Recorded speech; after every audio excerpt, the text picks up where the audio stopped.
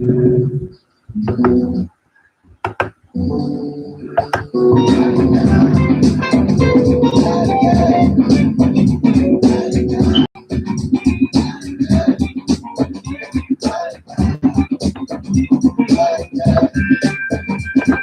could do it from there again. To play on that. Hey, you can't go back to webcam like you had there. Webcam and play that. All that. You want to play the one that you recorded just now? Go back to it and play it. Yeah, that's what I'm listening for. What I just.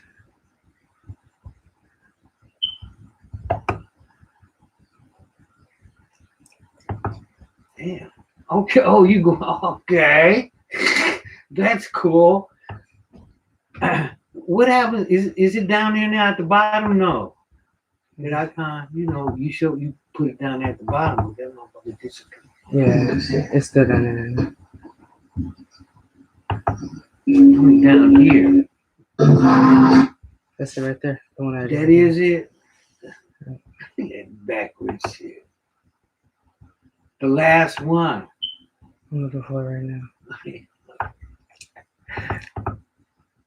I succeeded in summarizing the most significant highlights of my findings in the chapters. That's what I'm talking about. Yeah. Origin and steps in the study. Thank you. That's what I'm talking about. Review of world history. You got the music in the back. Now I'm streaming. I got music for study in isolation. I began a slow and deliberately unrushed review of European history, ancient and modern, and the history of the Arabs and Islam. I say review because by 1950, I had already studied and taught in the three fields of American, European, and Arabic history, a most fortunate circumstance for the task ahead. 2. Begin. Africa. I did not know how very wise this was when the decision was made, for I did not then know that Europe and Asia had been hauling out of Africa over the centuries just about all of the historical materials I needed to see and study at the very outset, and which of course could not be found in Africa. Certainly, I knew from reading all about the grape of Africa, but to know the scale on which this was done, one must see at least some of it in Europe with his own eyes and be amazed. The museums in various cities of the European colonial powers are the repositories of much African history. 3. Documentary sources. These are available in both Europe and America. Reports of colonial administrators in Africa, parliamentary debates, reports and letters from geographers, explorers, captains of slave ships, and especially rewarding, the reports and letters from missionaries to their respective societies' home offices. For the earliest records on ancient Africa and Europe, Greek and Roman sources were the most useful. 4. Field studies. The field studies cover 2 years of work in Africa, armed with a rather solid background in written documentaries. The primary concern now turned to oral history and the developing methods of historical criticism applicable to it. Several chapters will be required just to detail the methods and procedures in this relatively new and rewarding field of oral tradition. Every region of Black Africa was covered. 26 nations in East, West, Central, and Southern Africa, and 105 language groups. Scope of the study. We began in the lands bordering the Mediterranean on the north and extending southward on both sides of the Nile below the 10th parallel, thus including Axum and neighboring kingdoms. This vast territory was the ancient Ethiopian Empire, a federation of autonomous and semi-autonomous kingdoms.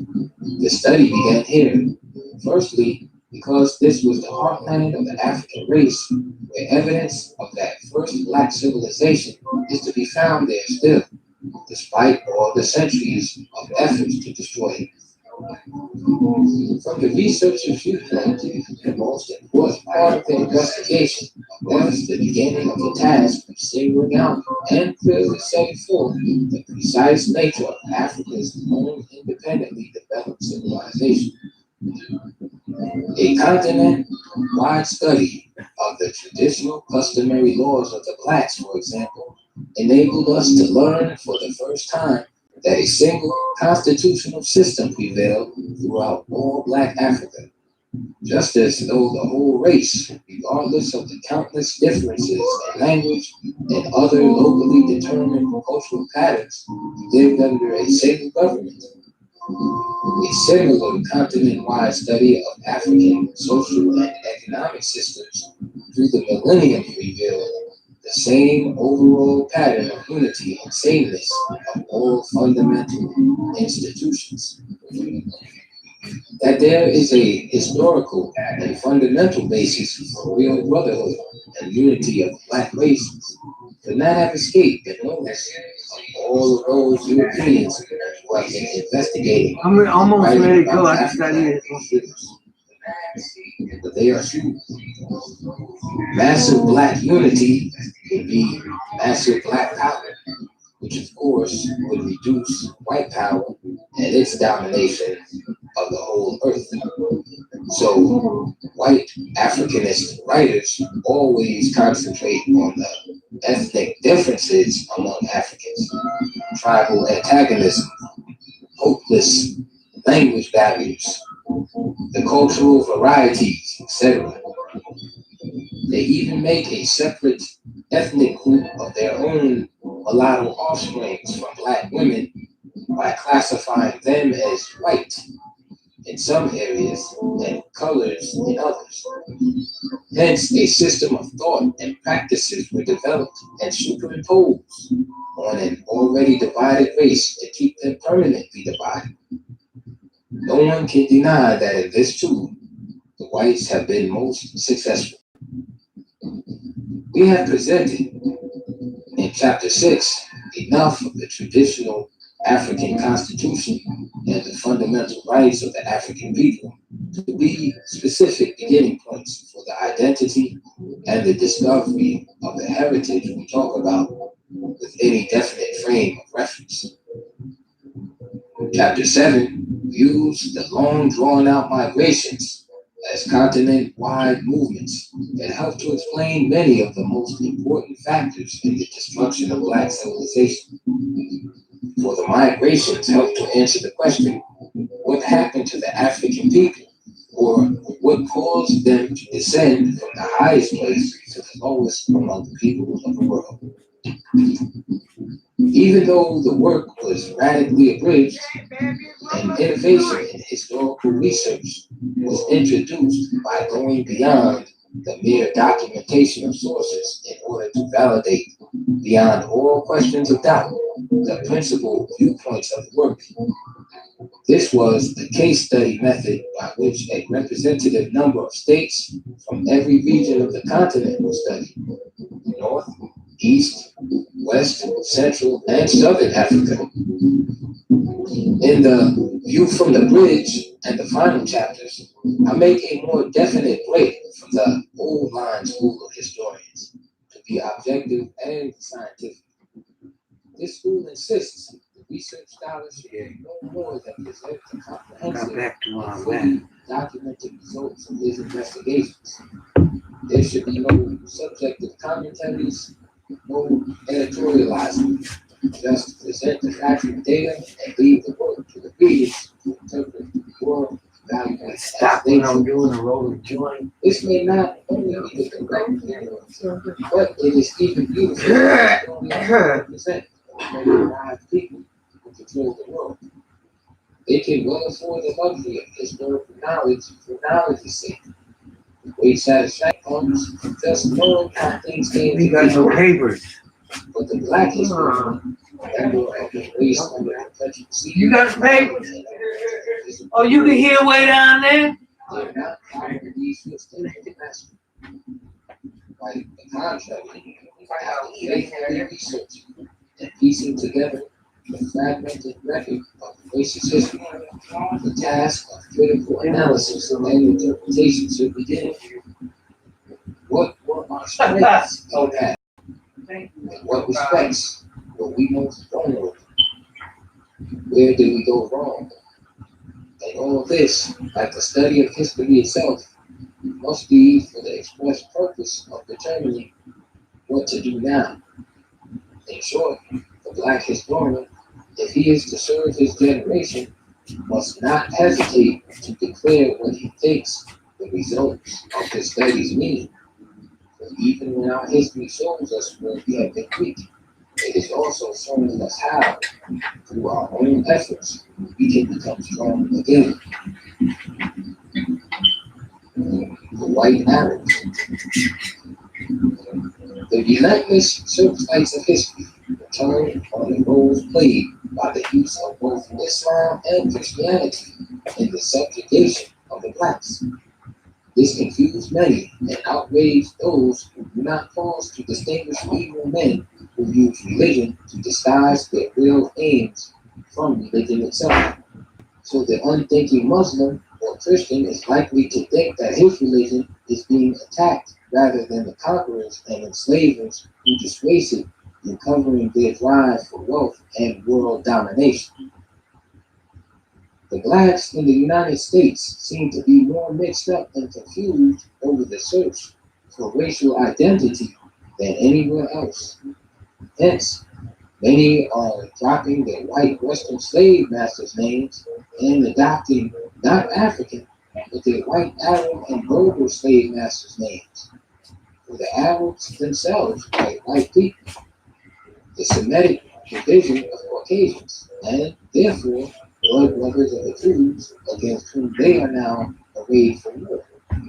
The confusion will continue, however, as long as the fact that millions of mulattoes in Arab countries are considered white is ignored, along with the other fact that countless unmixed, sun-baked, desert-dwelling Arabs are not only brown, but some are very dark in color. All this darkening of the skin, in spite of their ages-old tradition of the thick cloth covering the face from the scorching sun.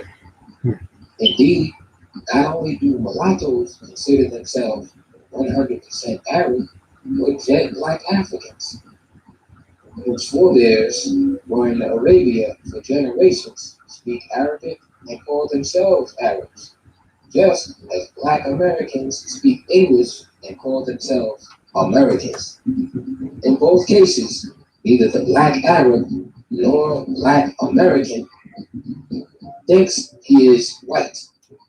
To repeat then, the blacks are in Arabia for precisely the same reasons blacks are in the United States, South America, and the Caribbean islands, capture and enslavement. In studying the actual records in the history of the race, therefore, the role of white Arabs must not be obscured either by the Islamic religion or by the presence of the Africans and Afro-Arabs among them, any more than we should permit white Europeans and white Americans to use Christianity. Yeah, roll this joint. And control the lives of other people. Damn. I'm trying to The do this over European here. journey. I arrived in England in the fall of 1953 to begin formal studies at Oxford University, primarily through the Institute of Colonial Studies and at Rhodes House, which might be more properly called Africa House. In addition to the study of documentary sources on Africa, I had other objectives. One, I wanted a more direct, close-up view of the European mind, its real attitude toward the black world. Two, the extent to which European wealth and power were derived directly from Africa. Three, the nature and philosophy of the European education that was shaping and determining the mentality of Africans. For I was already fully aware of the disastrous effects of the white American education system on Black Americans, not having any other frame of reference, had to adopt the ideologies and viewpoints of the whites to survive at all, even when these viewpoints are against themselves. This meant visiting various classrooms in elementary and secondary schools, teacher training institutes, and classrooms of lecturers and professors in a selected number of colleges and universities. Note, the term black was given a rebirth by the Black Youth Revolt. As reborn, it does not refer to the particular color of any particular person, but to the attitude of pride and devotion to the race whose homeland from times immemorial was called the land of the blacks. Yeah, man. I was just trying to get out to do this. I'm on there too, man. I'm going out there too. I'm right behind you. Damn. The anti-black Negroes to decide which side they stood. This was no problem for many who are light or even near white in complexion. They themselves were among the first to proclaim the pride, call me black. Those who hate the term but hold a majority of leadership positions feel compelled to use it to protect their leadership roles. End of note. These were not look in and leave visits, but all days at the school's visit, remaining throughout the period in the classrooms and talking with students, teachers, and principals thereafter.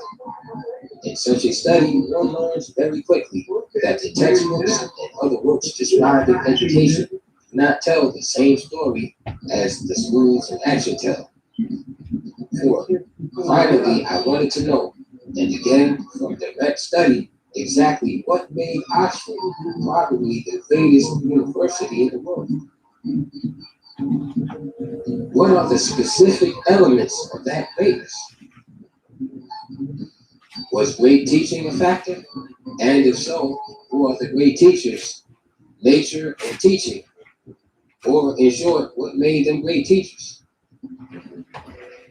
From just the foregoing aims of the study, it must be obvious that I was still examining various aspects of probable reasons why the whites became the masters of the globe.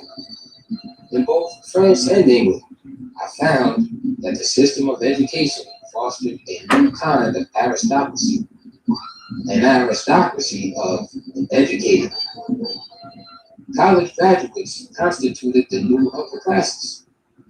The son of a carpenter or a railroad conductor became estranged from his family and former friends upon receiving his university degree. A case in point was J.L., a young Englishman in my college at Oxford, Lincoln, and who was one of my close friends. He refused to go home during any of the long vacation breaks because, with him, I can no longer associate with my family and old friends. Wouldn't know how to talk with them. We have nothing in common now, you know. This British and European philosophy of education fitted in ideally with those Africans from the continent and elsewhere who, unlike JL, came to Europe from the privileged class at home. Some of those studying in England became more British than the British, just as many from what was French West Africa became more French than the French. The first tragedy to note about the effects of this class education on blacks is like that that. it further reinforced colonialism's policy of perpetual disunity in Africa and elsewhere. The line dividing these black upper and middle classes from the black masses and their basic aspirations is more rigidly drawn. And this superior class mentality, becoming even more crystallized since independence, is an almost certain guarantee of future.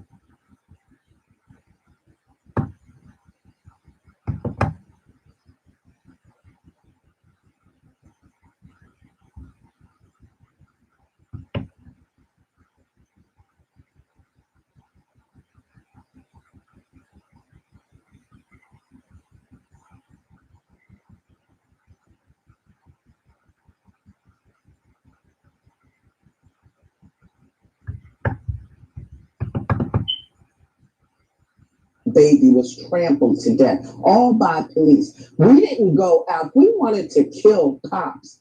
Why didn't we go to where cops are? We didn't go to their... The course of the stars in the universe.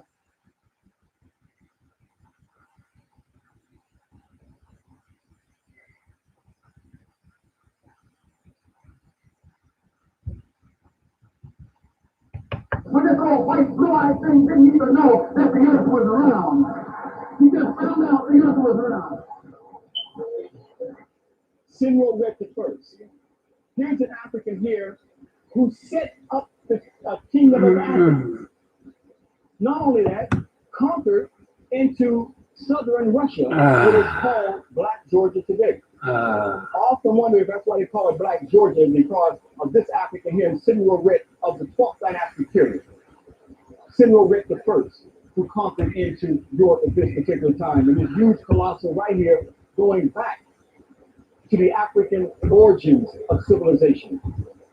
Now, Max Sparrow, as my wife pointed out about, he's one of the top psychopathic races. Now keep in mind, the Cairo Museum, people come from all over the world.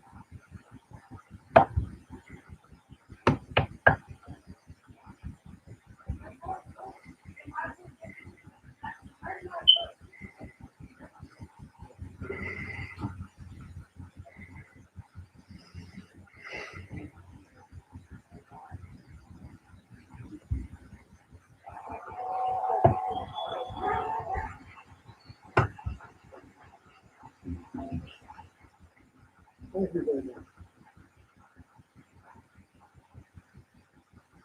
So it's good to be slaves again. With the name of God, who is the most gracious and the most merciful, in the presence of our ancestors and the of African people, that we stand on their shoulders, I invite them to join us at this time and to be with us as we celebrate and continue along the path which they have already forged on our behalf. To the sisters and brothers and sisters, to Brother Alton Maddox, the United African Movement, to those of you who come from the far reaches of the boroughs of here in Manhattan and thereabout, it is indeed a tremendous honor and pleasure for me to greet you again. To some of you, Salam Alaikum. Others of you, Hotep. Others of you, Habaragai. Good evening to some. And yo, what up to the rest of you?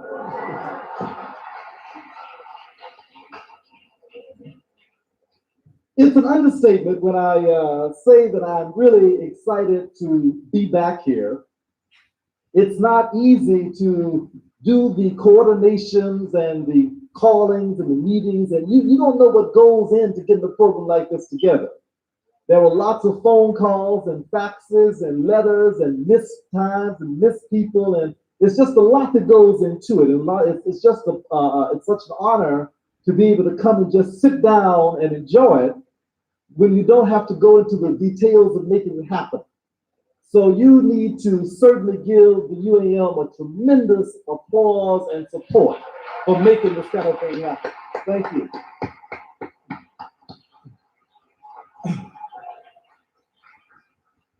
In fact, I was beginning to wonder if they would ever invite me back again. I've been gone so long, I had to find out when I'm coming back again. Y'all didn't like me the last time or what? You know. But anyway, it's an honor to be back with you. Want to talk tonight very briefly about ultimate liberation. Ultimate liberation, freeing of the African mind. One of the things that we need to be clear about is that we have been trying desperately to get free ever since we've been here.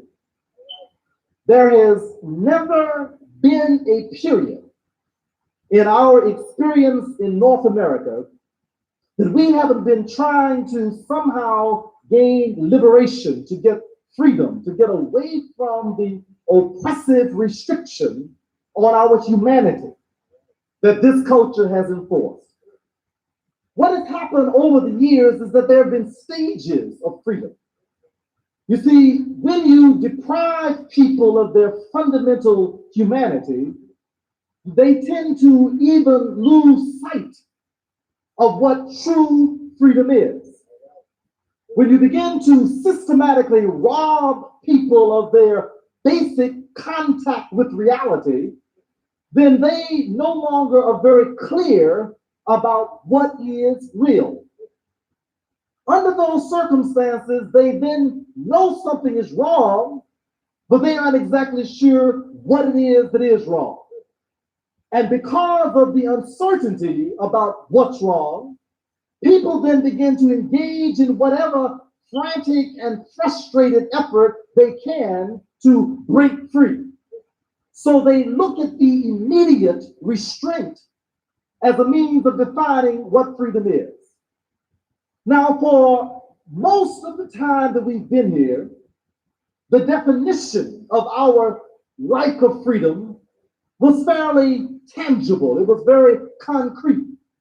We had chains on our wrists. We had manacles on our ankles. We had hoops around our necks. We had dogs restricting our movement. There were guns standing at the fence. There were very tangible, concrete limitations on our access to movement that made it very clear that something is wrong.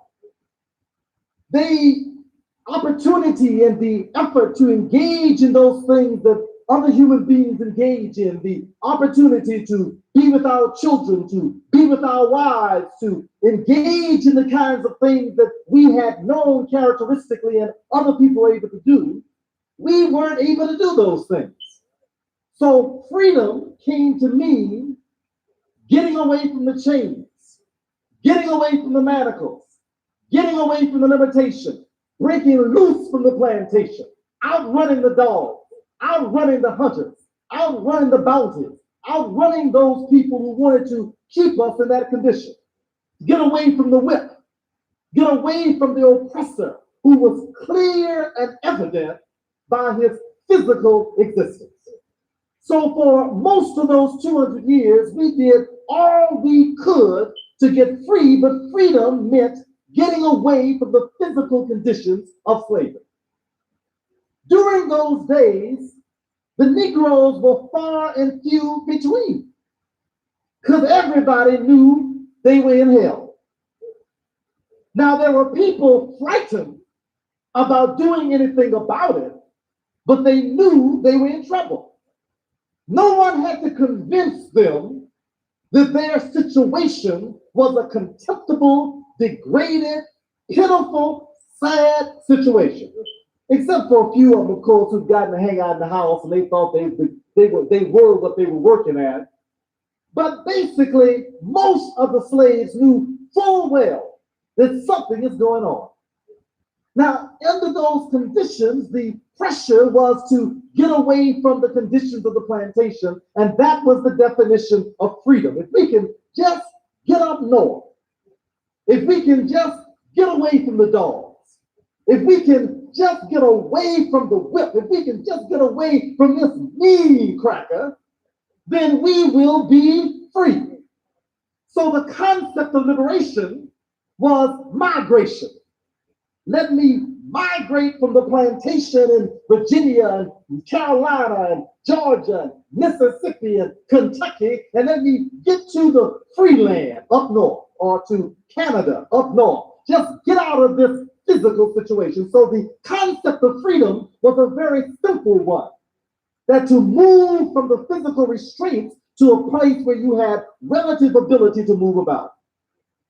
After the period of slavery, the concept of freedom became slightly different.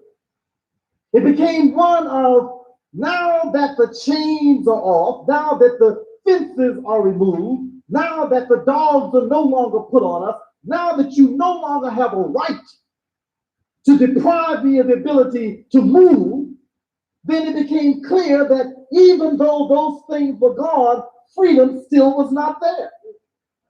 So it became a little less tangible. Even though you couldn't vote, and even though you couldn't walk on the same side of the street, and even though you had to drink out of a special fountain, and even though your children had to go to special schools and you had to live in special areas, the idea, though, is that somehow it was still less tangible. It was less clear. It was more abstract. But people knew something still was wrong. So they said, freedom means let me participate. So they said, boss, now that the chains are gone, let me do some of what you do. Let me go where you go, eat where you go to the bathroom where you go to the bathroom. Let me live where you live, and let my children go where yours go. And our concept of freedom then became one of participation. And so for almost a half of a century, we worked hard to participate. We wanted to simply do what boss did.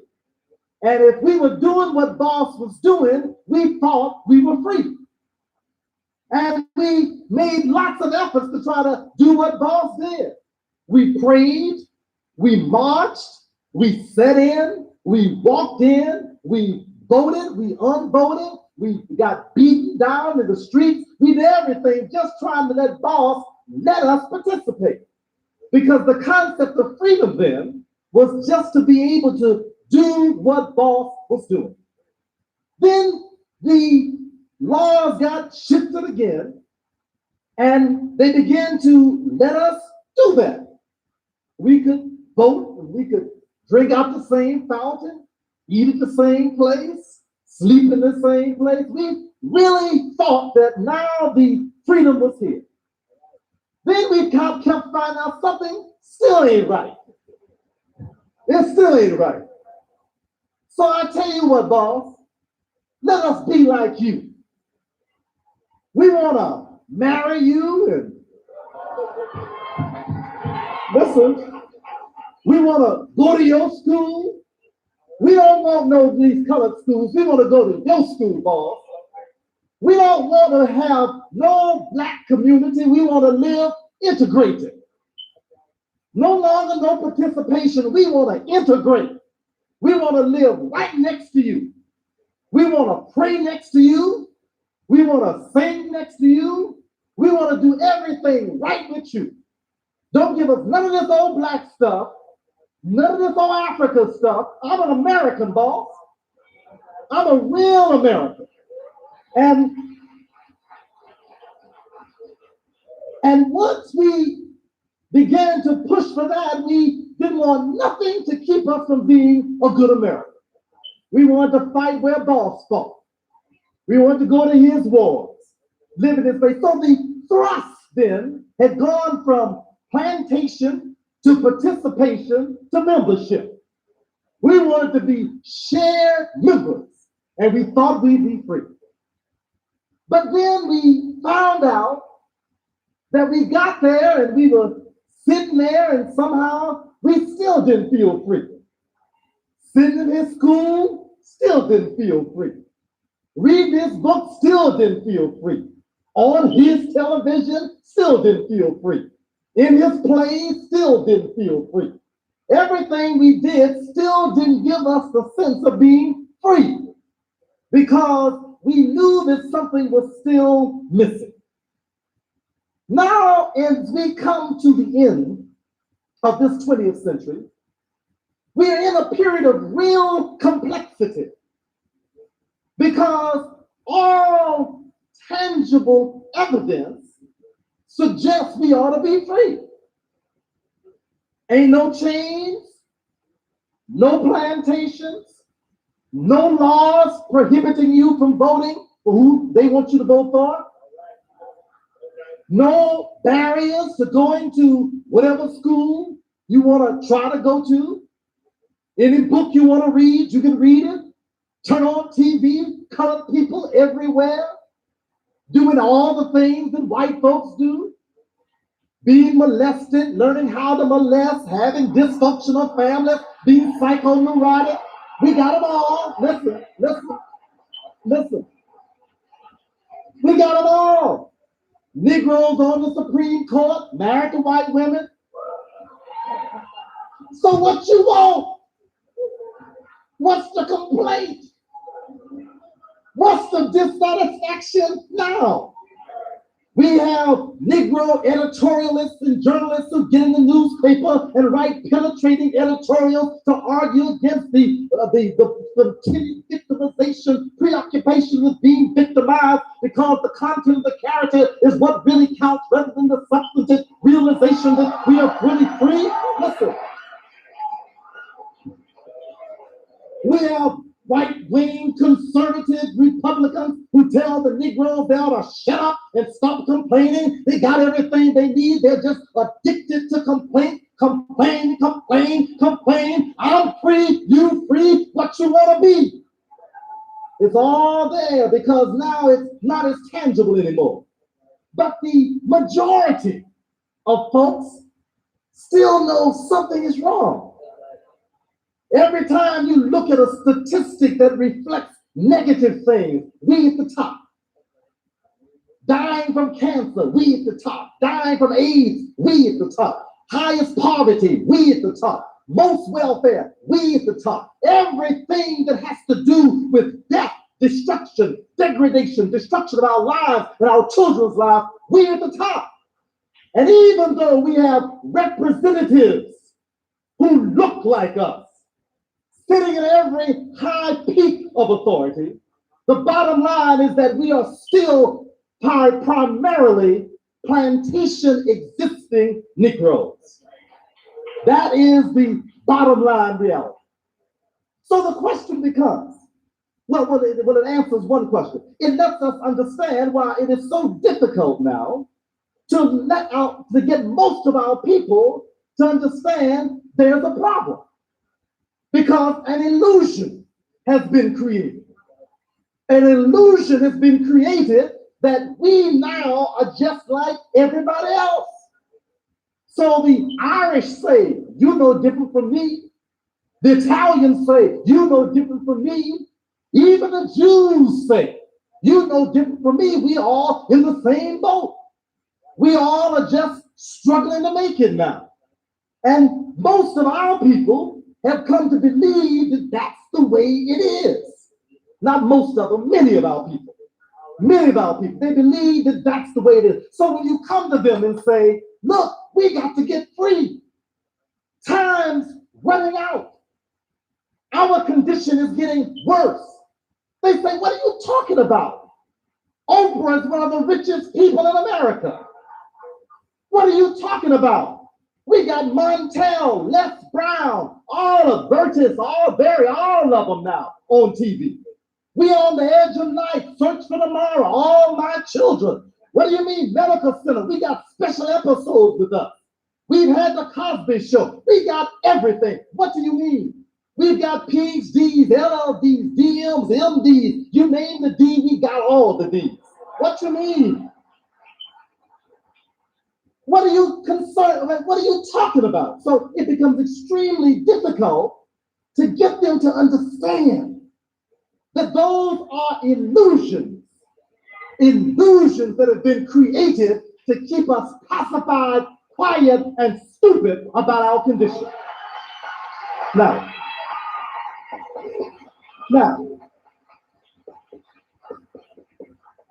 400 years of systematic conditioning has created a mental condition that no longer makes plantations necessary, no longer makes chains necessary, no longer makes dogs necessary, no longer makes segregation necessary, no longer requires any of those external circumstances.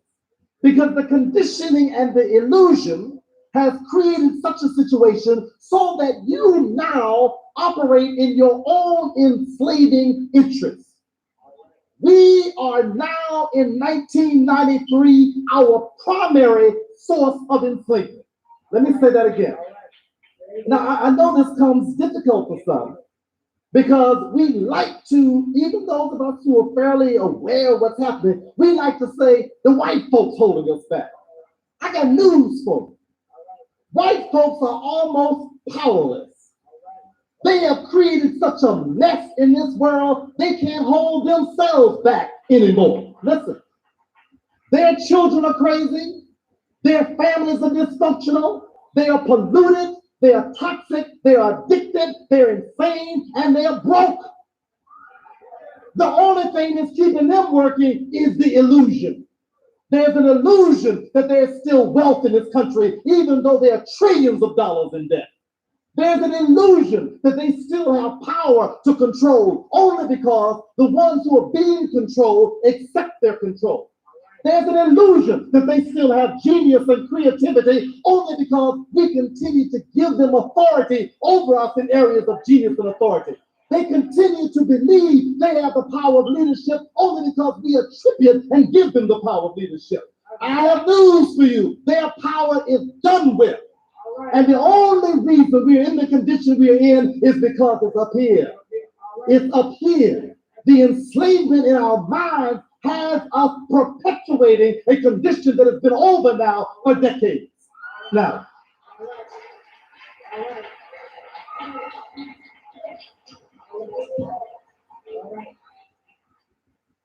several things have got to be dealt with because there are several forces that hold the chain on our mind. One of the forces, and one of the most powerful forces is fear. Fear. Terror has been bred into our very genes. Centuries of watching each other beat and destroyed and mutilated.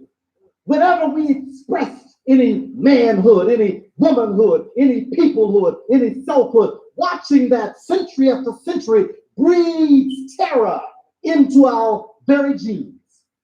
We fear standing up for what we believe to be true. We fear being identified with positive things for ourselves. We fear saying to our enemies, you are an enemy. You always have been, you always will be, and I don't trust you to be another damn thing. That's the problem. We fear. Listen.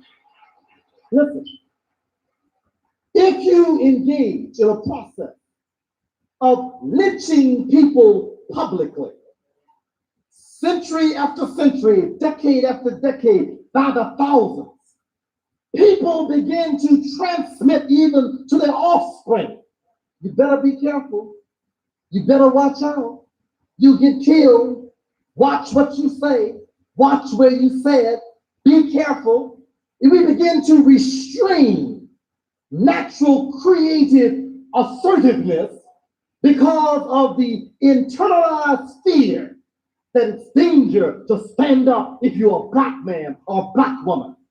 If you identify with those things that mean your own well-being, it's fearful to do that. Now, it gets translated into more narrow ways. People get afraid, well, I might lose my job. You know, I've had this job. I got these children to feed. You understand? I would be there with you. I would stand by you, but you know, I work for these people. What's going to happen if they find me? So we become frightened. Or I'm trying to get a degree. You know, as soon as I get out of school, I'm going to be right there with you. I'm trying to do my, but I can't do much now because, I'm still here under these people got to determine what's going to happen to me. But it's a fear that's an old fear.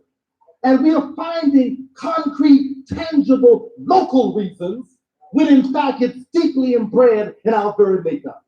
We are frightened to stand up as a community. When we see brothers and sisters getting out front, we start backing up. When Alton Maddox calls you to say, let's stand up and tell these people what our position is. And he suffers consequences. 500 say in the back corner, I'm with you, brother, I'm with you. But once he catches hell, 5 show up, 10 show up, a few show up. Lynn Jeffries stands up and everybody says, I'm with you, Dr. Jeffries, Dr. Professor. I'm with you, Professor. You right. You told it like it was. I believe in you, brother. You got that scholarship down. I read that same history, brother. The Iceman Inheritance. I know that thing, brother. I'm with you. And he says, well, come on and back me up. Well, I'm coming, bro. I'm going to be there later. That's fear. It's fear to stand up. When we see and hear these things happening, then you know that our people are driven by fear. Now, this is an old problem. It's an old problem that continues to incapacitate us, debilitate us in a way that causes us difficulties in doing what we need to do. We are fearful to take control of our own communities. We are fearful to stand up and defend our own communities. We've fought wars for white folks. We killed all other kinds of white folks. We've killed Asians. We've killed Native Americans. We've killed Africans. We're doing it right now. And they're getting ready to send us to kill some more. You know, about 5 or 10 years ago, I said, the day will come very soon when our people will be sent into, I said I had the place wrong, into South Africa. And they will send cadres of black soldiers who will be shooting black people and not even realizing they're engaged in a contradiction.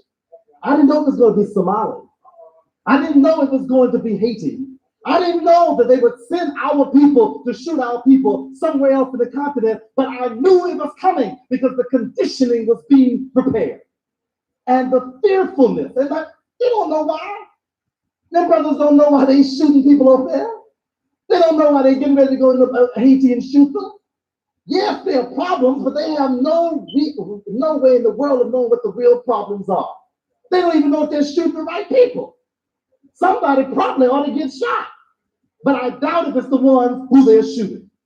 Now, the problem with this is that we can't break away because we are too fearful. We can't speak up because we are too fearful. And we cannot call a spade because we are too fearful. We have got to come to grips with the fear. And you see, one of the problems is we don't know we're afraid. It is just like the gangs. The gangs are some of the biggest cowards in our communities by themselves. They can't walk by themselves. They can't do anything by themselves. If they are not with the group, if they are not with their homies, if they are supported by an army around them, they are weak, spineless, whatever. Yeah, punks, whatever. They can't stand up by themselves. And the reason that they've given their lives to this addicted violence is because that's the way they try to master the inner fear. They need the support of this group of wild men in order to give them a sense of courage because they are so fearful. Fear drives us in such destructive ways. Black men go around beating up black women. Why? They're fearful. They're scared. They won't go beat a black man. If they want somebody to go beat, there are a lot of drug crack dealers right around the corner. Go beat one of them big dudes upside the head. You so bad. Go grab him in his collar. Say, come here, boy. Get that stuff out of our neighborhood. Go grab him. But no, you go grab a little puny sister, beat her all upside her head, throw her in the gutter, stomp her, and walk around thinking, I'm a man now. The weakest thing you can find to beat on, I'm a man. And some of you will even take young children, little children. I'll show you, beat the child half to death. Yeah, I'll show you who the man is around here. You haven't proven anything, but it is the fear that's driving you. It's the fear that's so deep and so intense that leads us in that circumstance. I mean, it goes way back. During the civil rights days, the sisters often would be put in the front. The sisters, they put the sisters in the front of the marches. You go watch some of those eyes on the prize stems. You always see sisters be washed down the street. Be washed down the street. Like not a one of our sisters should have been in those situations. We should have been out there, but there was a fear, a deep fear that was there then and that is here right now. Now, I know this is difficult, but if we don't confront it, we'll never get rid of it. Because that is the power that's controlling us from the inside. That's why we can't take a stand out and say, no, this is not what we want in terms of political leadership. We will form our own, build our own, and protect our own. We will do it this way. This is why. This is why we won't go out and take a step out on businesses, and we will start our own businesses. We won't even take our money out of white banks and put it in black banks and make the black bank do what they're supposed to do. We won't go to a politician who we put in office and say, wait a minute, don't you know how you got in this office? Don't you know we voted you in here? What do you mean you're beholden to somebody else? How many of their doggone votes you got? Well, we have to keep harmony. Harmony, hell. I'm your harmony. I'm your harmony. We don't even require people to do what we pay them to do, elect them to do, want them to do, require them to do, because we are fearful of standing up. Fear is number one. Number two, I'm talking about the chains on our minds now. I'm talking about the inner freedom. I'm talking about the freedom that is keeping the African from getting free. Secondly, dependency. We don't know how to do for ourselves. We don't know how to do that. And I mean, it makes sense. I mean, if you haven't done anything for yourself in 4 centuries, you forget. I mean, you really don't know. We don't know how to organize things. We don't know how to make things run correctly for us. We don't know how to make things serve our own self-interest. We end up sabotaging our own effectiveness because we always want to depend on someone else to take care of it. Now look, there is no reason in the world for us to believe that European Americans will ever educate our children correctly. Ain't no reason in the world. Why would you believe that? What would give you the idea that you can ever convince these people to educate your children right? I don't care how much you protest, how much you demand, they will never do it. What they will end up doing is end up getting some white folks to teach them Afrocentric orientations. Because anybody in their right minds would know that anyone who has systematically blocked you from knowing for 3 centuries will not change overnight, over a year, over a decade, over a score of years, or even over a century. The only way we'll ever be able to really educate our children is to do it ourselves. That's the only way. That's the only way. Now, it can work different. Now, that doesn't mean all of us need to pull out of the public schools. The public schools belong to us too. And there's skills and resources there we can use. But for the real learning, for the learning that will empower them, we have got to depend on us to do that. Everybody else does it. The Japanese do it. You're in Brooklyn, you know the Jews do it. Everybody does that. They go to public school, give it the public school guy, then come home and get the real thing from themselves. Every church and every community in America ought to have an afternoon and a weekend school to provide additional education. Every mosque that has African people in it, I don't care what language they speak, Arabic, Hebrew, Nubian Hebrew, Arabic, upside down, Ethiopian, whatever. It does not matter. Every one of them, between Salat, they ought to be teaching our children who they are and what they need to be doing for themselves. They don't need to be walking around with all these strange foreign costumes and everything, trying to pretend they're somebody they're not. What they need to do is to understand who they are. What is their particular responsibility as Muslims or as Hebrews or as Christians or as metaphysical spiritualists or transcendental whatever else. It doesn't matter. They need to know who they are. And every one of us should use what resources we have to make that happen. That's the only way we can begin to get free. But we keep thinking that white folks will do it for us. Here we are dying at incredible rates. Even the white folks are saying healthcare is out of control. We don't know what to do about it. The president and his wife trying to save white folks. They ain't interested in you. They're saying we don't know what to do about white folks' health care. And how many black folks are trying to organize to get hospitals in our community? How many? None. Not since Elijah Muhammad died, who said we need a hospital for our people. Have I heard one black leader stand up and say that? Not one. He's the only one I heard say on a national level, we need a hospital. Have you been sick lately? With or without insurance or an HMO? These people treat you like a piece of beef. They will treat you like a dog, and only metaphysical spiritual powers can keep you alive because their medicine sure won't do it.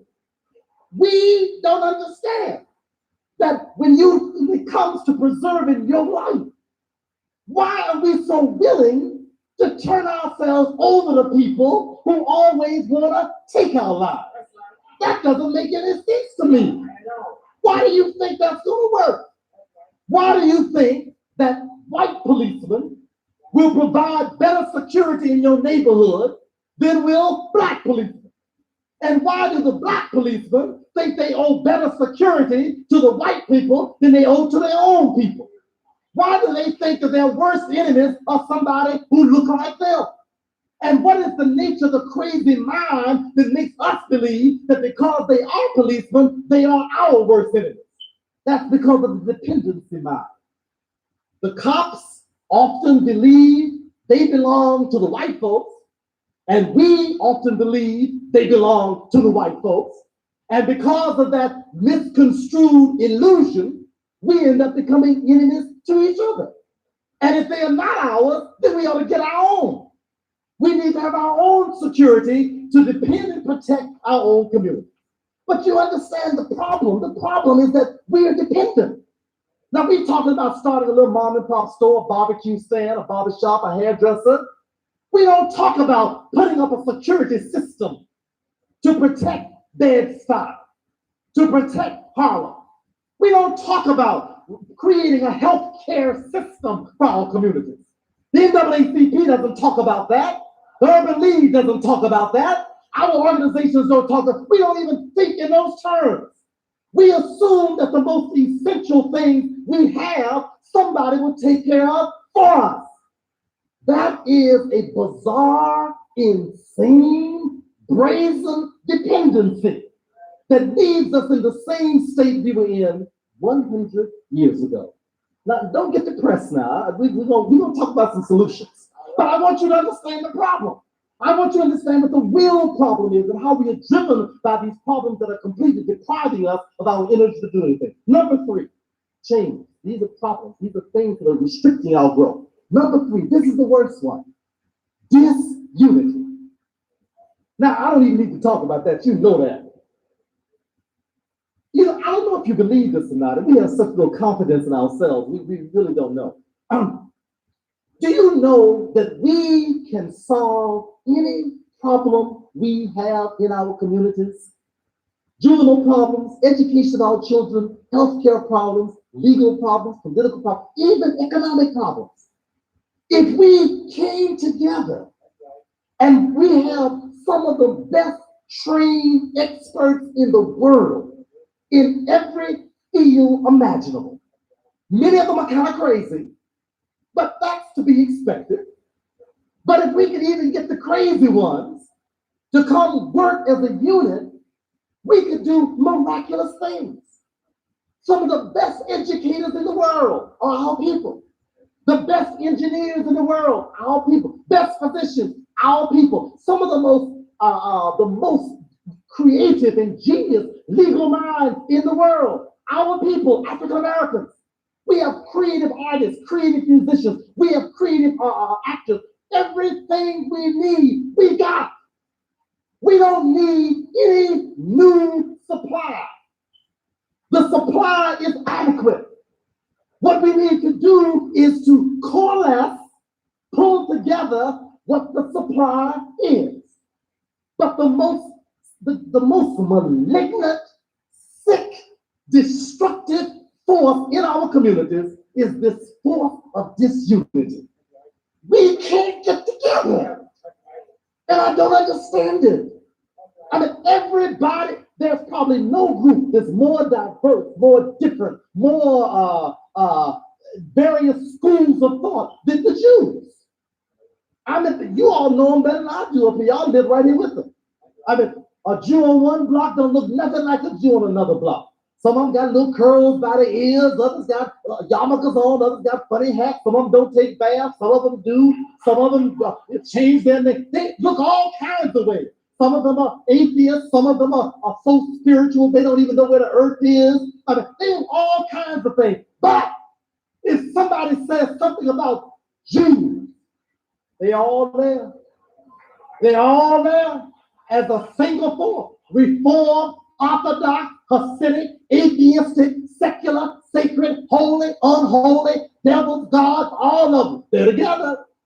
Because they understand that whatever else we may be, ultimately our faith depends upon our understanding that we are first and foremost in this world situation, Jews. You must understand that no matter what else goes on, no matter what else you may be in this world, first and foremost, you are an African black person. That's number one. That's number one. That's number one. That's number one. But look, we so easily buy into every kind of divisiveness imaginable. If we don't buy into a divisiveness they have given us, we create a new way to be divided. And I don't have any problem with some of us being AMEs, some being AME Zion, some of us being United Methodist, some of us being Church of God in Christ, some of us Church of God in Christ in the afternoon, some of us Church of God in Christ in the morning, Church of God in Christ in the sky, Church of God in Christ on the ground. I mean, it doesn't matter that. As long as you understood that in the process of doing all that, all of that has got to eventually take us to the same spot. We've got to understand that it is not about Muslim versus Christian versus Nubian versus Hebrew. Every one of us, none of us, the Arabs don't look at us and say, my brother, alhamdulillah, assalamu alaikum, come my brother. They say, there comes a nigger. Even though many of them look like us, they make a point to see themselves as distinct from us. They don't embrace us. Even if we speak, they think they ought to teach us Islam. They think they're the only ones who have it. They think Islam is their religion. They don't know we think it's ours too. They think it's theirs. The Pope don't love you. I don't care how many Hail Mary full of graces you say, how many candles you burn. He don't give a damn about you. He didn't do it in World War II. He didn't do it during slavery. He didn't do it before. He does not care today. But we think that's number one. All of these things. Don't nobody care whether you went to NYU, Princeton, Yale, or Hampton. Who cares? What are you equipped to do? Who cares whether you are Alpha or Kappa, AKA or Delta, or Mason? Who cares whether you're a Prince Hall or find me the Night of the Pythians behind the back room with the solid black stone moving upright to the square with a perpendicular compass? Don't nobody care. If that compass and square and stones and books and all them Solomon's temple and all the lines of the tiger's grip and the lion's paw, if all that will pull you out of this situation, bring it on. Pull us out. But you see, we don't use these things as instruments to our liberation. We use them as instruments for our own and continued destruction. We are constantly finding ways. Look, we should be able to sit down with any of our people, anywhere, and find some point of agreement. I don't agree with everybody who's African American, by no means. But this thing does not require us to be uniform. It requires us to be united. We should be able to sit down with even our most crazy Negroes and find some point of agreement. And I'm willing to do it. And I've tried to do it. We should be able to sit down with our most fanatical warriors. I mean, with spears, loincloths, dynamite in their back pockets, everything, ready to blow up anything white. We ought to be able to sit down with them. In fact, we ought to sit down with them. But listen, we should be able to sit down and find some point of common agreement. I mean, like, who cares that white folks think that Jesse Jackson, Farrakhan, and all these other people constitute different camps? That's their definition. The camp is the freedom of African people. They may not realize it themselves, but that is the camp. That's the only camp that they are parts of. But you see, the major tool, you've heard this a million times, the major tool is to keep us alienated from each other, divided from each other, and fighting among each other. Yet, look, the problem of sexism is sickening in this society. It's sickening. It is one of the most disgusting realities next to racism in this society. But, sisters, you don't belong with Betty Friedan and them other crazy white women. That's not your movement. You don't join in an attack on black men. We didn't create the racist system. We ain't got enough power to create a system for ourselves. We didn't create that. If we practice it, it's only because we are partially crazy. So sit down with us and help us to get saved. Understand what it means when this society rewards black women to attack black men. Gives them awards of outstanding accomplishment because they can put down black men worse than anybody else. Yeah, we got problems. We got serious problems. And if we don't get them together, we're going to all be dead. But whether we get them together or not, you can't do nothing without us, sister. We all belong to each other. We belong to each other. We can't go anywhere without you, and you can't go anywhere without us. It does not matter. Look, doesn't matter how many white women want me. They can't ever get me free. No way. No way. And my aspiration is from my neck up, not from my belt down. So she can bring whatever gifts of passion she might have. But the passion, ain't got much is right, sister, but the passion won't get me where I need to go.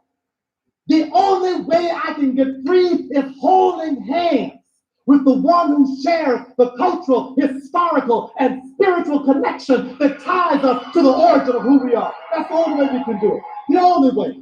The only way. The only way. Look, look, look. I don't want no white woman raising my child. Look, look, look. I don't care what toys she buys it, what plays she takes him to, what zoo she goes to, what vacation she takes him on. I don't care what she gives him. The only person I want to raise my children is a black woman from Africa. That's who I want. That's who I want. Listen. Listen. No doubt about it. Listen, listen, listen. Listen. There is no agenda bigger than the agenda for the salvation of our people. That's the only thing that we have to worry about. And if we see that foremost, we can deal with all these divisions. We enjoy so much tearing each other down. Well, brother, what group you with? I'm with God's group for Freedom for Africans. Which God? Well, ain't but one.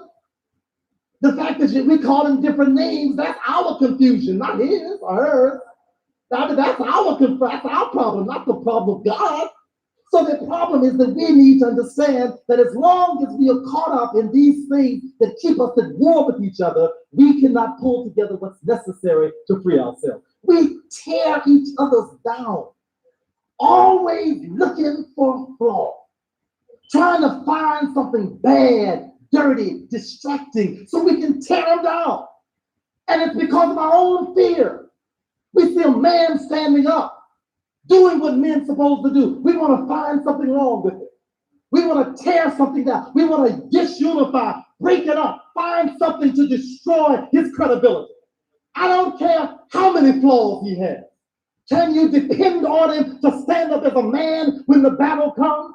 Can you depend on him to look out and be committed to the salvation of his people? Is his life committed to that? That's the criteria. We all got flaws. Who came off the plantation without a flaw? You don't get off the plantation without a flaw. Every woman, every man, every child, every African who went through slavery literally or symbolically came off with a flaw, or several flaws, or 20 or 30 flaws. But the flaw is not the question. It's one's commitment to the liberation of our people that must be the criteria ultimately. That's the criteria. So, in order to free these minds, you got to overcome fear, dependency, and disunity. How do we do it? Number one, we have got to engage in an intensive process of relearning, resocialization, and rebuilding our minds. Got to do it. That means that every day we've got to read more information so we can know something more about the depths of who we are. Do you understand the consequences of being in a culture where the entire culture, day in, day out, constantly while you are sleeping, while you are awake, is telling your story and building your internal knowledge base? Do you know the power of that?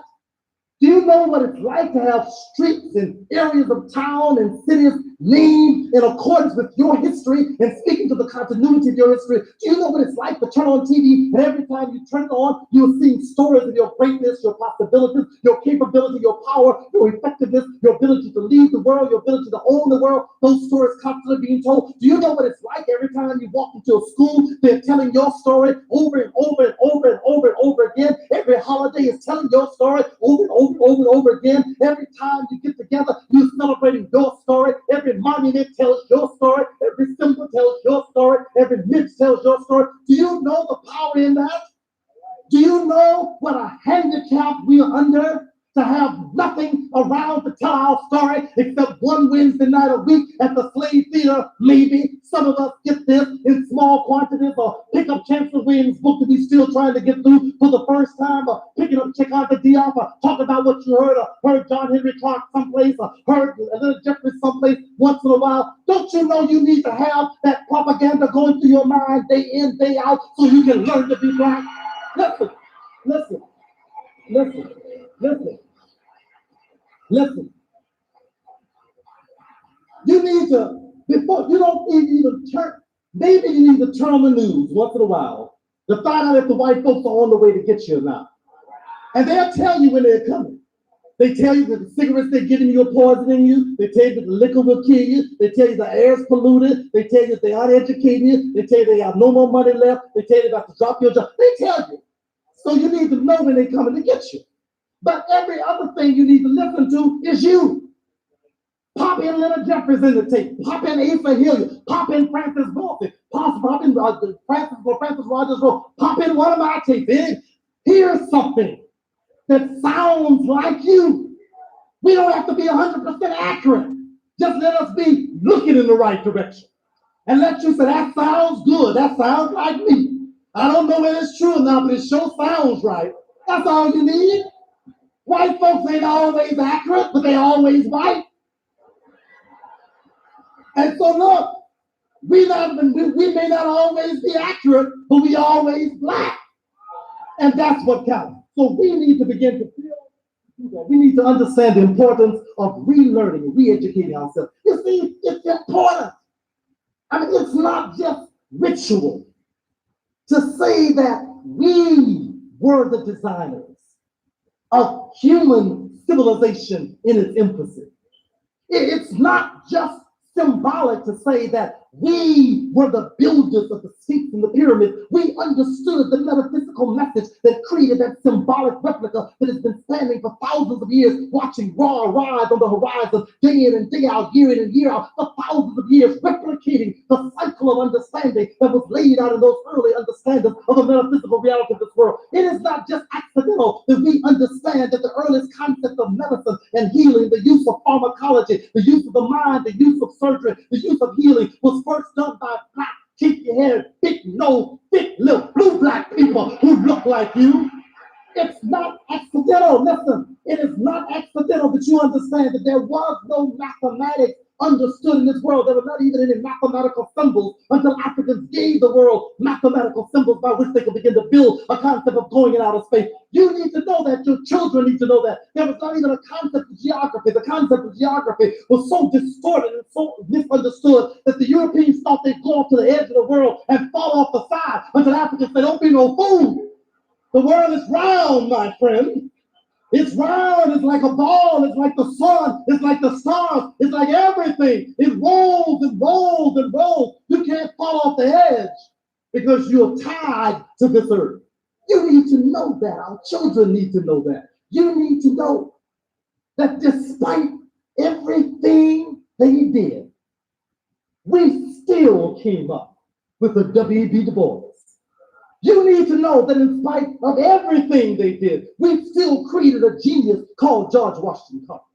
You need to know that in spite of everything they did, we came up with the Charles Drew, a Benjamin Banneker. You need to know that. Your children need to know that in spite of everything that kill our spirit and give us a white God, Harriet Tubman reached behind the white face and pulled out the divine direction coming from a spiritual inspiration that spoke to our very soul. You need to know that. You need to know that despite the fact that they didn't want us to have any contact or understanding with the religions that came out of Africa and the power that Islam had interacted with African cultures and healing, Mali, Songhai, Timbuktu, at the University of Janet, at the Ghanaian Empire. But they don't want us to know that. But you need to know what Elijah Muhammad came up and found out in spite of all of that. You need to know that. You need to know that Marcus Garvey came up out of the West Indies and understood that even though they say we are not brothers, we are brothers, and Africa ties us together to be one united people. You need to know that. You need to know that. You need to know that. You need to know that. You need to know that.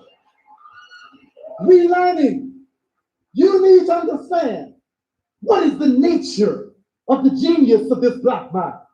How is it that we could go through an educational system that never told us anything about ourselves? I mean, how could we go up and learn Sigmund Freud and Abraham Maslow and Skinner and John Watson, sketches of reinforcement and instinctual levels of libidinal correctness based upon the unconscious Oedipus complex and castration anxiety and penis envy, and understood all they told us about the hierarchy of needs from the Maslowian existential humanistic point of view, and how the sketches of reinforcement of a Watsonian notion of a Skinnerian reinforcement, how they can teach us all that, and we still come out here saying that the freedom of the black man is in knowing his African self and being able to restore the spiritual understanding that ties us to the African root of civilization itself. How could they teach us that? And we end up saying this.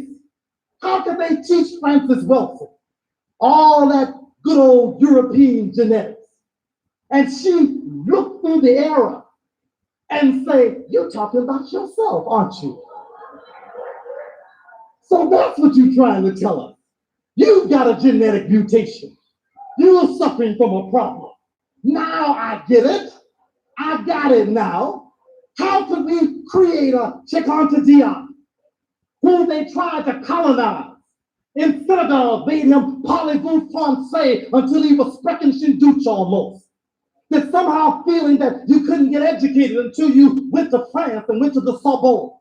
Went to the Sorbonne, studied their anthropology, studied their linguistics, looked all the way through the European system and said, aha, I see. That's what you're trying to say. You're trying to say that all languages are rooted in the African language. So your paleontologists are trying to say then that there was no civilization until Africans began to establish civilization. Aha! So your physicists have understood carbon dating now. And they can go and date these ancient African mummies, and they understand that these mummies were African men who ruled Africa and African women who ruled Africa long before Europeans ever came about. That's what you want to tell us? I got it. I got it. That's genius. That's genius. Any of our children who master education in this society deserve a special applause. They are special. Do you know what it takes? I'd be willing to bet you we could not get one gifted white child if we were raising them in a totally African culture, teaching them a total African way, giving them respect for nothing but Africa. I bet we couldn't get one gifted African child. Because they got a lot of idiots and they got everything going for them. But look at the geniuses we produce. Look at you. Look at your children. Look at people you know. Look at the fact, yeah, we in prisons, we have all those things. But look at how we've been able to ride all those destructive things in spite of everything they've done. We are all over the world doing all kinds of things that we never were supposed to do. That's a special genius that we need to understand and appreciate where that came from. We need to understand the nature of a mind that brings together the spiritual and the rational, and understanding that spirituality and rationality are not contradictory, they constitute the same thing. We need to restore the understanding that law, be it common law or civil law, is rooted in the ethical law of Ba'at, which is the natural law of the Creator that Africans first conceptualized and understood, that when you break the law, you're disrupting the order and the harmony of the very universe that the Creator has laid down with mathematical precision. That is the message that needs to be understood, but we need to relearn, because only in relearning, we need to understand that male and female are not contradictory principles. They are complementary principles. They must operate together. There is not competition, there is union, there's a uniting, there's a fusion, out of which comes reproductivity, creativity, new mental life as well as physical life. We need to understand that the war of division that this society has created is due to their own dualistic creation. Understand, this is the relearning we're talking about, the re-education that begins to teach us there is no such thing as individualism. No such thing as individuality. There is only the community. Only the community. Every life that exists was brought into existence by a community. Nobody created themselves except Peter. No one brought themselves into existence. A community brought us into existence. The blood that rolls through our veins is community blood. The language that we speak is community language. The practices that we practice is community practice. There is nothing we have of value that is simply our own. The Western world has created this concept of individuality that has us at war with every other person, every other being, having us feeling like we are islands separated, not understanding that we are tied to eternity by our connection with each other. We've always been here, always will be here, and cannot be destroyed because we constitute a continuous, consistent, monolithic whole tied together to the very origin of life on this planet. That's the relearning that we need to do. Second, I got to finish up, time's getting late. Second, this is what we need to do. This is how we liberate this mind. We need to celebrate ourselves. I meant, like, stop apologizing to white folks for loving yourself. Stop apologizing. Stop doing it. Look, it's their problem that they believe that loving black means you hate white. Now, some of us hate white, and that's realistic. But that ain't got nothing to do with loving black. Those are mutually exclusive realities. I don't have to explain to them. I don't have to apologize to anybody on this planet. None of my people ever enslaved them. None of my people ever systematically went around lynching them. None of my people put bombs in their churches and blew up their babies going to church. None of my people ever raped them wholesale and created a mongoloid generation of people who wanted them but a bunch of bastards out of the consequences of rape. We have not done any of that to them. We don't have to apologize to anybody. Don't buy into that reverse racism stuff. Ain't no such thing. There's no such thing. Listen. Celebrate you. Be glad to be you. Be you at the best you can be. Don't be no second-rate you. Don't be no mom and pop you. Be skyscraper you. Be trade center you. Be Main Street, Park Avenue you. Be Guggenheim Museum you. Yeah, you see, we have problems celebrating ourselves because we don't know how important we are yet. We don't know the power of what we are, so we don't know how to celebrate. So we think Black History Month is enough. We think a kente cloth shawl is enough. We think to have 2 black books on the shelf is enough. We need it everywhere. We should never take another of our child and put him on any white man's knee and say, Santa Claus, bring me a damn thing. Don't you do it. Don't you do it. Listen. It is insanity. Does anybody here still do that in 1993? Do you take your babies and put them on this fat white man's knee and have them begging this white man to bring them stuff? I hope you're not doing that. In fact, what you ought to do is almost time. You need to organize to make sure that they don't have no white Santa Clauses, no place where you can claim to shop in large numbers. Now, if you go to other communities, they got a right to have whatever Santa Claus they want. Hanukkah Harry, Hanukkah whatever, Juanito Santa or whatever. It don't matter. But in your communities, don't let them send no white man down there. If your child wants a white Santa Claus, tell him to wait for one to come. And let the white Santa Claus bring it. Let them know that if anybody is going to come through the chimney, come through the door, come through the window, come up through the pipe, it's going to be a big black man or big black woman bringing them what they need. Celebrate yourself. Kwanzaa should be universal by now. Everybody African ought to be celebrating that. Our own values, our own history. That's the self-celebration. All of our communities ought to look like this room. We should have reminders of our greatest and our strongest in our homes, in our offices, wherever we are. We need to have symbols and replicas representing the best of what we are, because that's the access to freeing our minds. We trying to get free. You get free when you love you. You get free when you love you, when you committed to you, when you understand that either I'm free or there is no freedom. When you make your mind up that that's what I'm about, that's the path to freedom. Third, we need to identify with the best of our people. We need to identify with our best. So we need to, first of all, as I said earlier, get to know them. But there is not an actor in America who should have not mastered an understanding of the biography of Paul Robeson. All of them. Anybody who dares to be in entertainment should have as introduction to entertainment. They should have the mastery of that document. There's not an athlete anywhere who should not have mastered an understanding of Muhammad Ali. He's the only one who used the sports, not let the sports use him.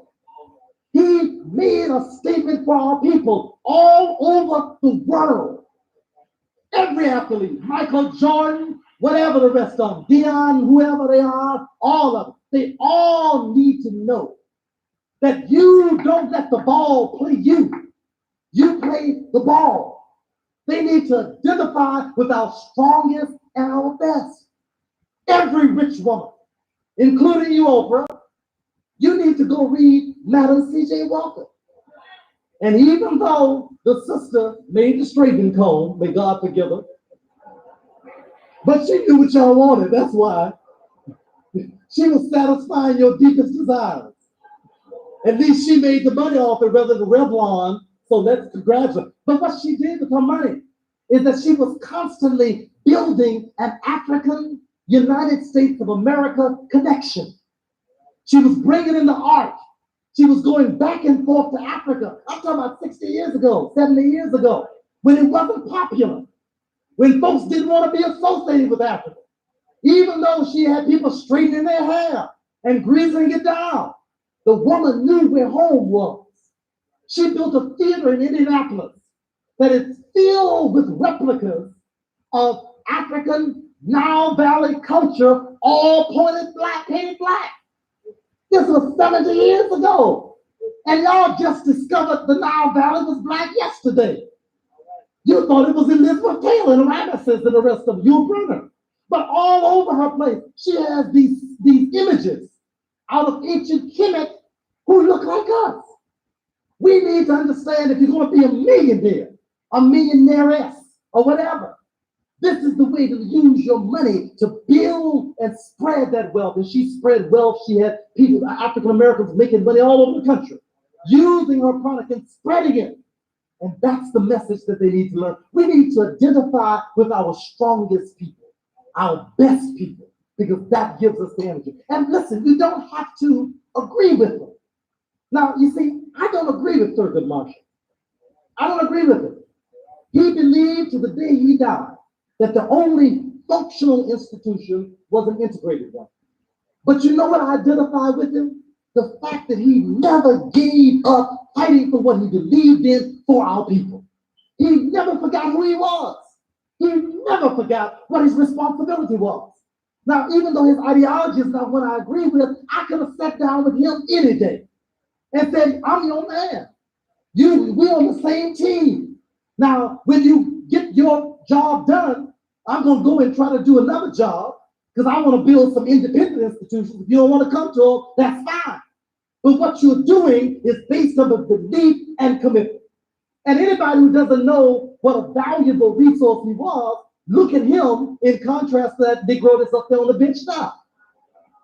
That shows you the difference right there. So we want to identify with that. Adam Clayton Powell, strange brother. He had a good time. The brother partied hard. He had, some things weren't too cool. But he never forgot who sent him there. He knew who his constituency was. And he understood that as long as he satisfied that constituency, to hell with what white folks thought. Every politician, listen, every politician, Jesse, Dinkins, and every one of the rest of them need to go read the story of Adam Clayton Powell. We need to identify with our strongest and our best because that's the power. If you want to be a scholar, you need to read W.B. Du Bois. You need to read the brother who mastered the European systems, went through every one of them step by step, dismissed them all as inadequate, and ended up in Africa. Now, that is a gradation, that is an evolution of thinking you need to know if you call yourself a student. We need to identify with these models, these symbols of power and strength in our communities because that's the source of liberating and freeing ourselves. We need to know about the commitment of a Marcus Garvey and his organizational skills. He didn't have no shoddy thing. They tell me that his parades always started on time. And they were all dressed sharply. They all marched down the street boldly. He wasn't about doing no secondhand thing. He didn't want to go back to Africa on Delta. He wanted to go back on the Black Star Line. Now, because he didn't have the right people to choose the right materials, he got duped.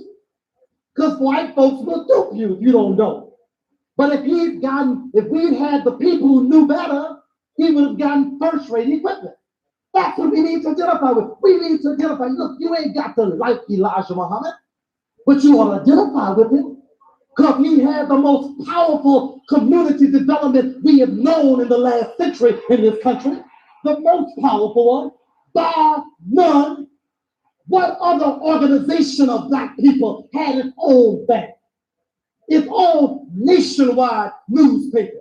What other group of black people had schools coast to coast? I mean, not one school, not two schools, coast to coast.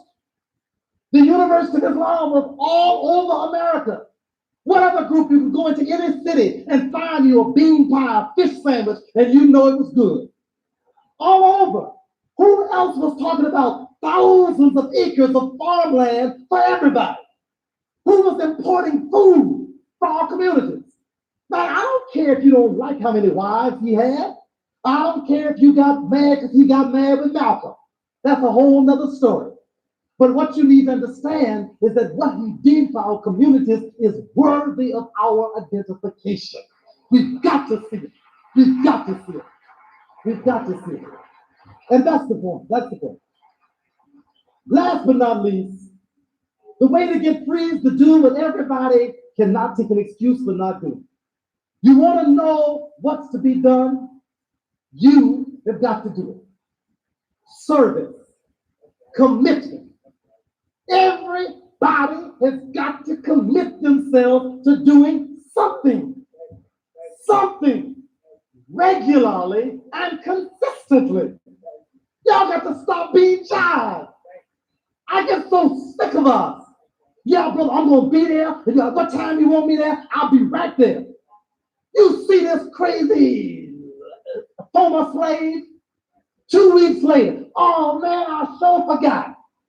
But if the white man tell him to be there, he'll be there. Scratching. Yeah, boss, here I am. Look, these things don't work unless you make them work. You know, why hasn't this place been bought and renovated yet? I mean, why is it still, listen, this belongs to us here. It should represent us.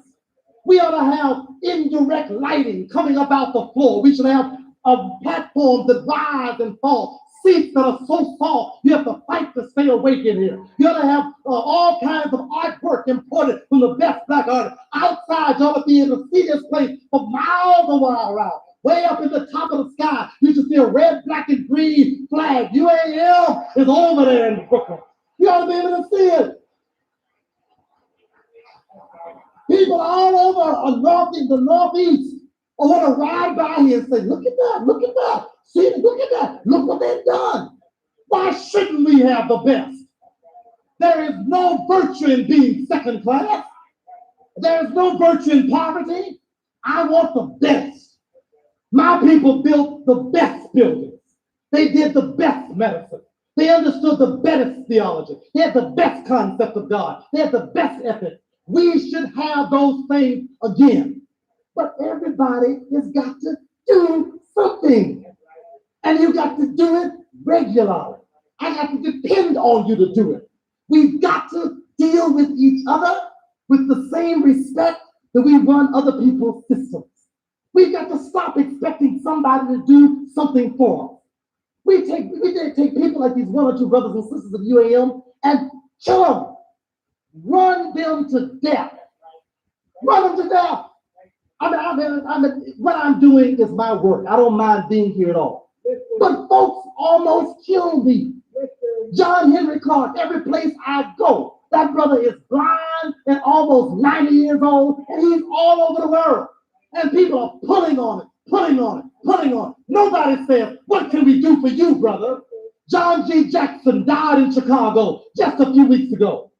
Died in poverty and bitterness. Chancellor Williams died this year, bitter, in poverty. Our best scholars, our best thinkers gave their whole lives for doing research to get us free, thinking about nothing but us, gave us the best jobs, the best money, used their genius to do nothing but us, and we let them die in poverty. The ancestors will pay us for this. We continue to destroy each other by sick, destructive, crazy mess.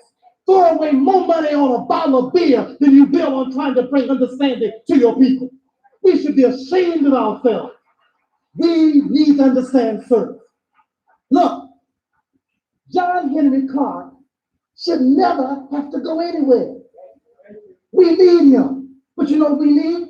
We need to get a cable television hookup. Take it to his studio that we built for him. Put him down and say, when you feel like talking, come in and talk. And we'll take your picture and we'll beam it all over the planet. We don't need that this man flying all over the world in his age blind. We are killing him. We need to keep him here as long as we possibly can. In fact, when he gets ready to sit down, and you know, he's still trying to write books with almost no help. He's doing it, you're right. But that's in spite of us, not because of us. Has anyone offered him a computer? Is anyone here offered to transcribe some of his lectures so that he can begin to put his ideas together in a more cogent way? Some of you are legal secretaries. You know how to do it. How many of you have gone over to where he lives and say, can I make your home more comfortable for you? Is there something I can do? Nobody. Yeah, okay, I know there are one or two. But I'm saying all of us must understand that's the commitment. That's the commitment we must give. We must give back to those who give to us. You know, it amazes me. You know, people think that they are doing Asa Hilliard and Wade Nobles and Francis Wilson and me and they think that Ivan Vance, think they're doing us a favor when they drag us all over the country in God-forsaken little places in the way up in upstate New York and Minnesota, one or two black folks here. And they think they're doing us a favor by letting us to make us eat ham hocks and don't even try to get no decent food, old hard beds, drafty rooms. And they think they do, yeah, brother, you ought to be glad to come in. Look, not a one of us, if we did not believe in you, could not use our genius that we're committing to you to get whatever we wanted. All in all, look, I can talk as good as you. The only difference is I believe in you. Les Brown believes in him and white folks. He doesn't listen. I'm saying, that's not a put down. That means he uses his gift to not direct towards motivating and driving us. He wants to motivate and drive all people. I don't want to do that. Ivan Van Sertima, do you think that the research that he's done would not get rewards if he was doing it for white folks? He could be on the top of the white academic world. But he's not there because he's given his gift of scholarship to us. Don't you understand that people who've given their lives to us has been done so out of commitment and service? What do you think is happening to my family while I'm here? I've already lost my wife because she couldn't stand my being gone all the time. But I got 3 children who see me on the way to the airport. I don't enjoy that. They're growing up constantly, but I'm being the daddy to all America while I'm losing access to watching them grow. That's a sacrifice. That's a hell of a sacrifice. 3 fine children who I could selfishly look down, get my salary from Florida State University, and live happily ever after. Yes, I ask you to pay me when I come. You doggone right. How the hell am I going to feed my babies? When I'm here, I'm not working for white folks. When I'm running around the world, I'm not working for white folks. How the hell am I going to eat, fool? Who's going to put shoes on my baby's feet? Listen, yeah, well, you know, I understand. Every time Brother Akbar comes, you want some money. Yes. When you turn on your lights, so what power company wants money? When you spend your time, but it ain't because I'm draining you, fool. It's because I'm trying to save myself to save you. If I eat and you feed me, then I don't have to answer the white folks. And I'm so happy to say that even though some people complain, the black community in this country has freed me from white folks. You take care of me. You do. You do. Listen, for the last 3 years, Black America takes care of me. I'm still on the faculty of Florida State, but I don't ever have to show up. And when I show up on my terms. I call up and say, I may come up today. I'm going to teach a black psychology class. I don't want nothing in there but black students. I come up on my terms. They say, when do you want to teach, Dr. Akbar? I say, I think I like Monday nights. I want to do the class 1 day a week. That's all right. We'll make that work. Because they know I'm free. They know I'm supported by my community. And I'm suggesting to you that if we all make a commitment of service, we can all free each other. We can all free each other. So listen, re-education, celebration, commitment, and service. These are the things that will help us to begin to free ourselves. Because the freedom, the power to be free is already in the very roots and the foundation of our nature. Our personalities were being free. You see, what our people tried to tell us for thousands of years is that we are in fact in the image of God. Our mind is the repository of the divine energy of the very universe itself. You cannot capture and captivate the creative force of the very universe. It is there in us. God is not external to our reality. God lives within us. That's why white people put their faces on it and claim it to be theirs. That's why they claim God as being a foreign entity, because they did not want you to understand that God is working through us right now, and the process of our liberation and freedom has already been decided by the very structure of the universe itself, and there's no force on this earth can deter what God has put into place. And if you will understand that God is not a white man, he is not a white Jesus, he is not a white Allah, he is not an Arabic speaking foreigner who comes from another land, that God is the living creative spirit that works and operates through you right now. If you will understand that, there will be no more slavery and we will be free tonight. He's still here. Dr. Akbar. Dr. Akbar. Dr. Akbar. Dr. Akbar. Dr. Akbar. Dr. Akbar. Dr. Akbar.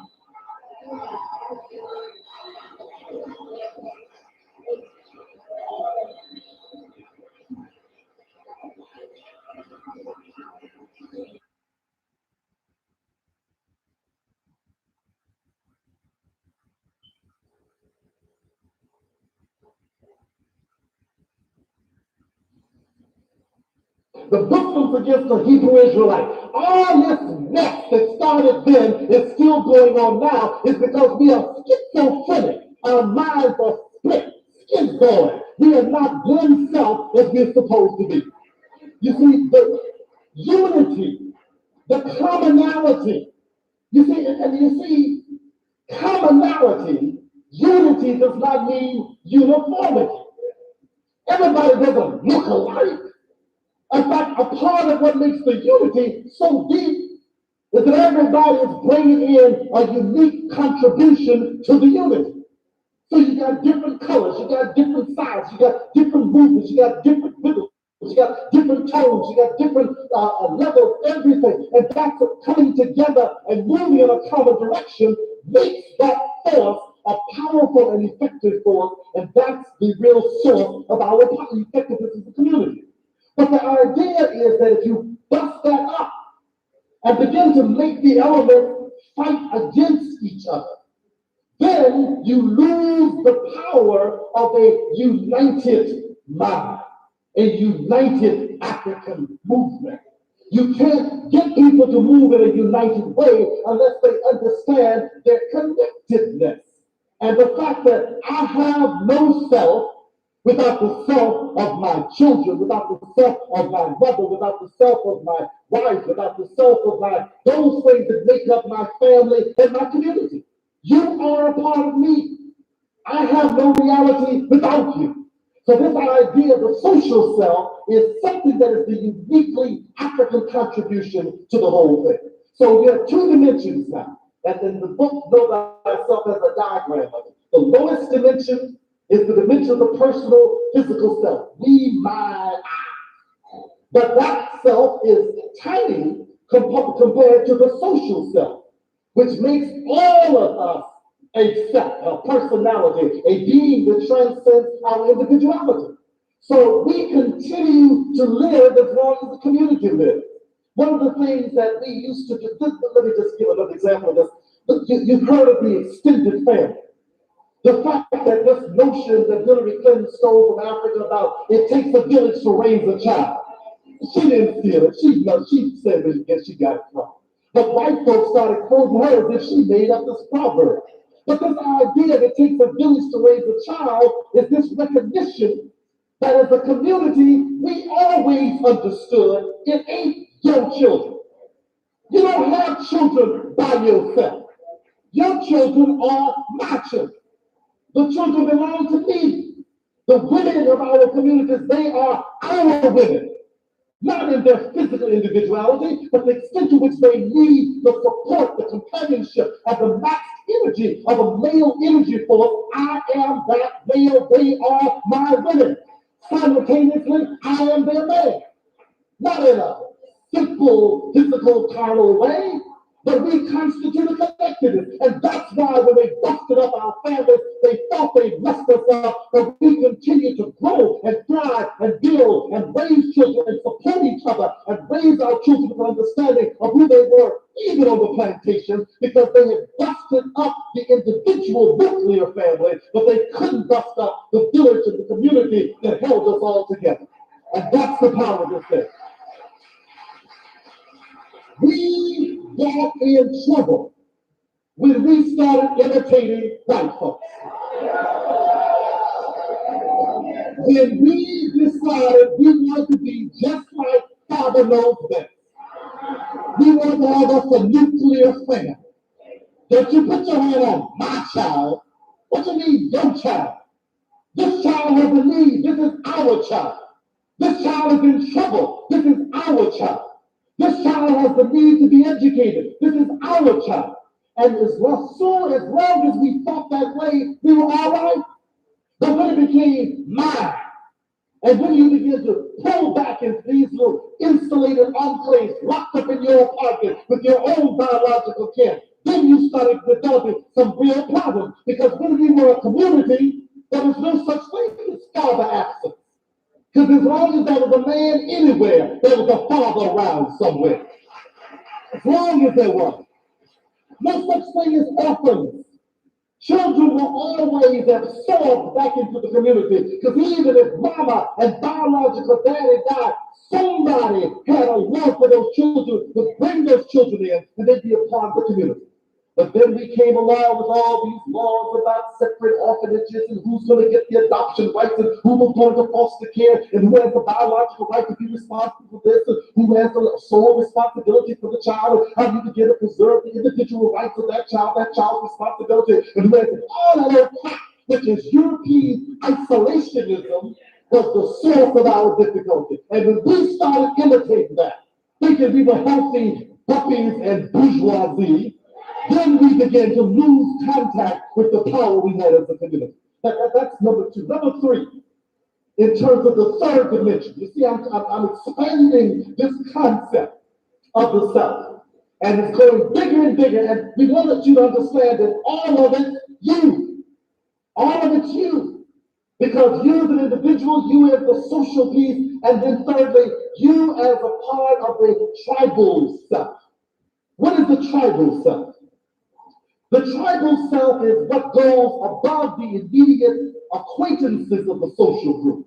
The family, the people you know, live next door, your neighbors, the people who are members of UAM, people whose spaces you know, that constitute the collective community as you know it. That's a broader sense. But when we start talking about the tribal self, I'm talking about those living, those yet unborn, and those who are the ancestors.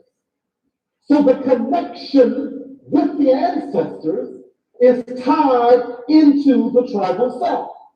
What does that mean? That means that the tribal self constantly reminds us that we don't have the right to claim independence of the history of which we are part.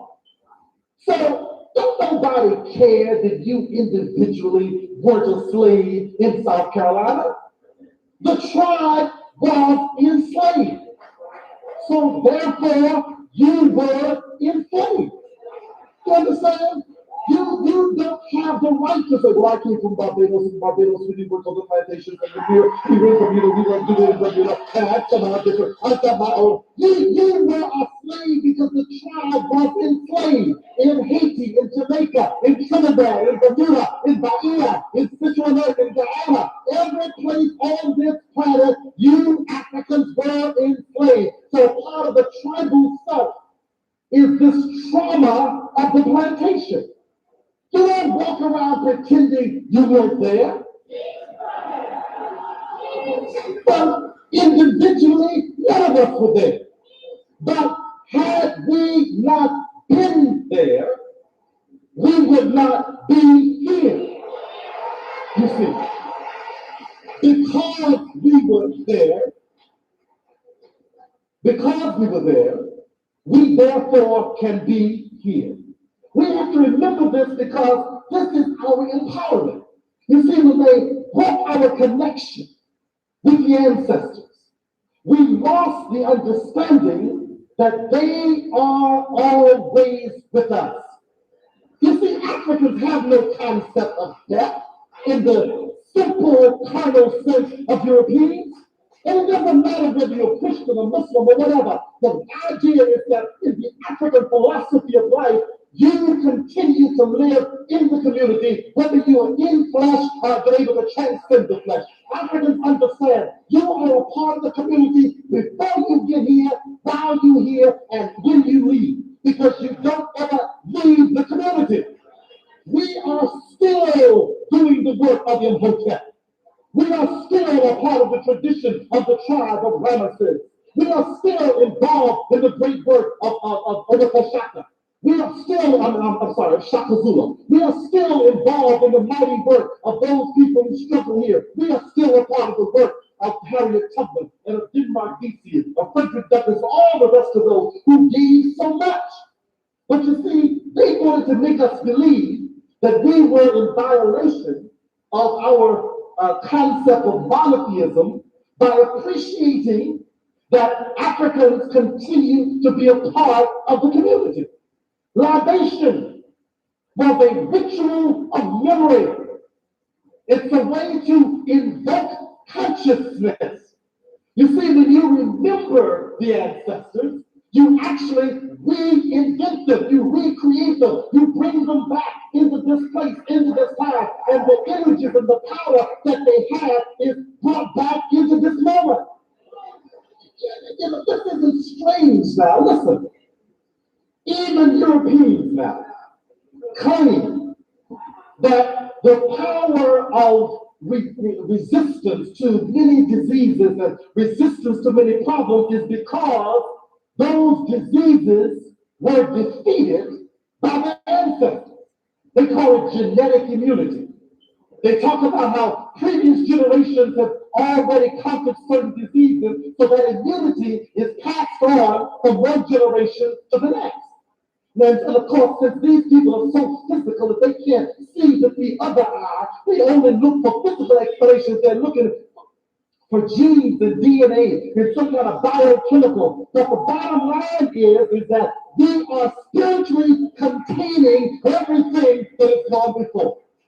We are it. The only thing that's not here is what didn't make it. But everything that survives is here in us. That's why we represent the accumulation of the greatest possibilities of human life on this planet. The fact that slavery kicked our butt, but we survived it. Therefore, we come out of it with greater power than anybody else on this earth. We got we are a tribe. Now you say, well, like, what about those of us who mix? I got some Iroquois in me, I got some Blackfoot and some Creek in me. In fact, my great-great-granddaddy was a Scotsman, and I got some Irish in me too. Well, that's your problem. You know what I'm saying? Those ancestors are being remembered in the culture. The European culture is constantly remembering their ancestors. Why do you think you got a pocket full of dead white presidents? That's European ancestral worship. Why do you think they've got all these white folks pictures in every courthouse and all the universities and the corporate headquarters? You come in there, big bad white folks all over the wall. And they're always being reminded that the ancestors are here. And then you start getting strange and fatigued. Well, I don't do this ancestor thing. I don't worship my ancestors. You're the only one. You see, that's why you are so weak. Because you've lost connection with the angels. You've lost connection with the gems. You've lost connection with the spiritual entities that were sent as intermediaries to do the work of the divine creator who used human beings to serve as the vessel for making things happen. When you lose memory, then you don't know, not only can you slam dunk a basketball, you can slam dunk the planet through the circle time. You don't realize that the same healing power that Hetep have, we still have. You don't realize that the mathematical and architectural mind that built the pyramids based on a spiritual blueprint are still operating with us. You don't realize that the powerlessness of our enemies who attack our bodies but didn't bother to somehow destroy our minds, their power continues only as long as we give them the power over our bodies and abdicate the power of our minds. We don't understand who we are because we have forgotten. We have forgotten the tribal self. Now, you see, the work of Brother Rashidi and then Sertima and Jensen Williams and the great elder who's now ancestor John Henry Clark and all of these brilliant scholars, why is their work so important? They have been engaged in reviving the memory of the ancestors. That's what history is. You see, history in and of itself, as a chronicle of events, as dates and locations, is not significant. It is significant only if you know the connection between those events and you. That's why the slave makers erased the consciousness of the African contributors to the building of this civilization. That's why they did that. They didn't want you to know that you helped lay the foundation for civilized life. They didn't want you to know that the concept of family was generated by African people. They didn't want you to know that the concept of relationship to the creator of the universe and the understanding that the human being is made of immortal substance that cannot be destroyed, that transcends time and space. They didn't want you to know that concept was first formulated by African people. They didn't want you to know that long before Osiris resurrected from the dead, long before Jesus resurrected from the dead, Osiris or Osir had already got up from the dead and was able to be the ruler of the heavens and earth. They don't want you to know that the woman called Mary was in fact a replication of the woman called Osset or called Isis, who was able to bring forth a virgin child out of the relationship between the divine spiritual being of who she was and to reconstitute life and start it again by her own search, perseverance, and higher power. They don't want you to understand that those are African concepts. They don't want you to know that the whole planet is an African colony. They don't want you to know the role that we play. The reason that they don't want you to know that is because by not knowing that, you lose your connection with the ancestors. And what happens? They keep theirs, so they tell you about Columbus, one of their ancestors. Tell you about Washington, the father of the country, one of their ancestors. Shakespeare, ancestor. Mozart, ancestor. Chopin, ancestor. All their ancestors, they always talking about their ancestors.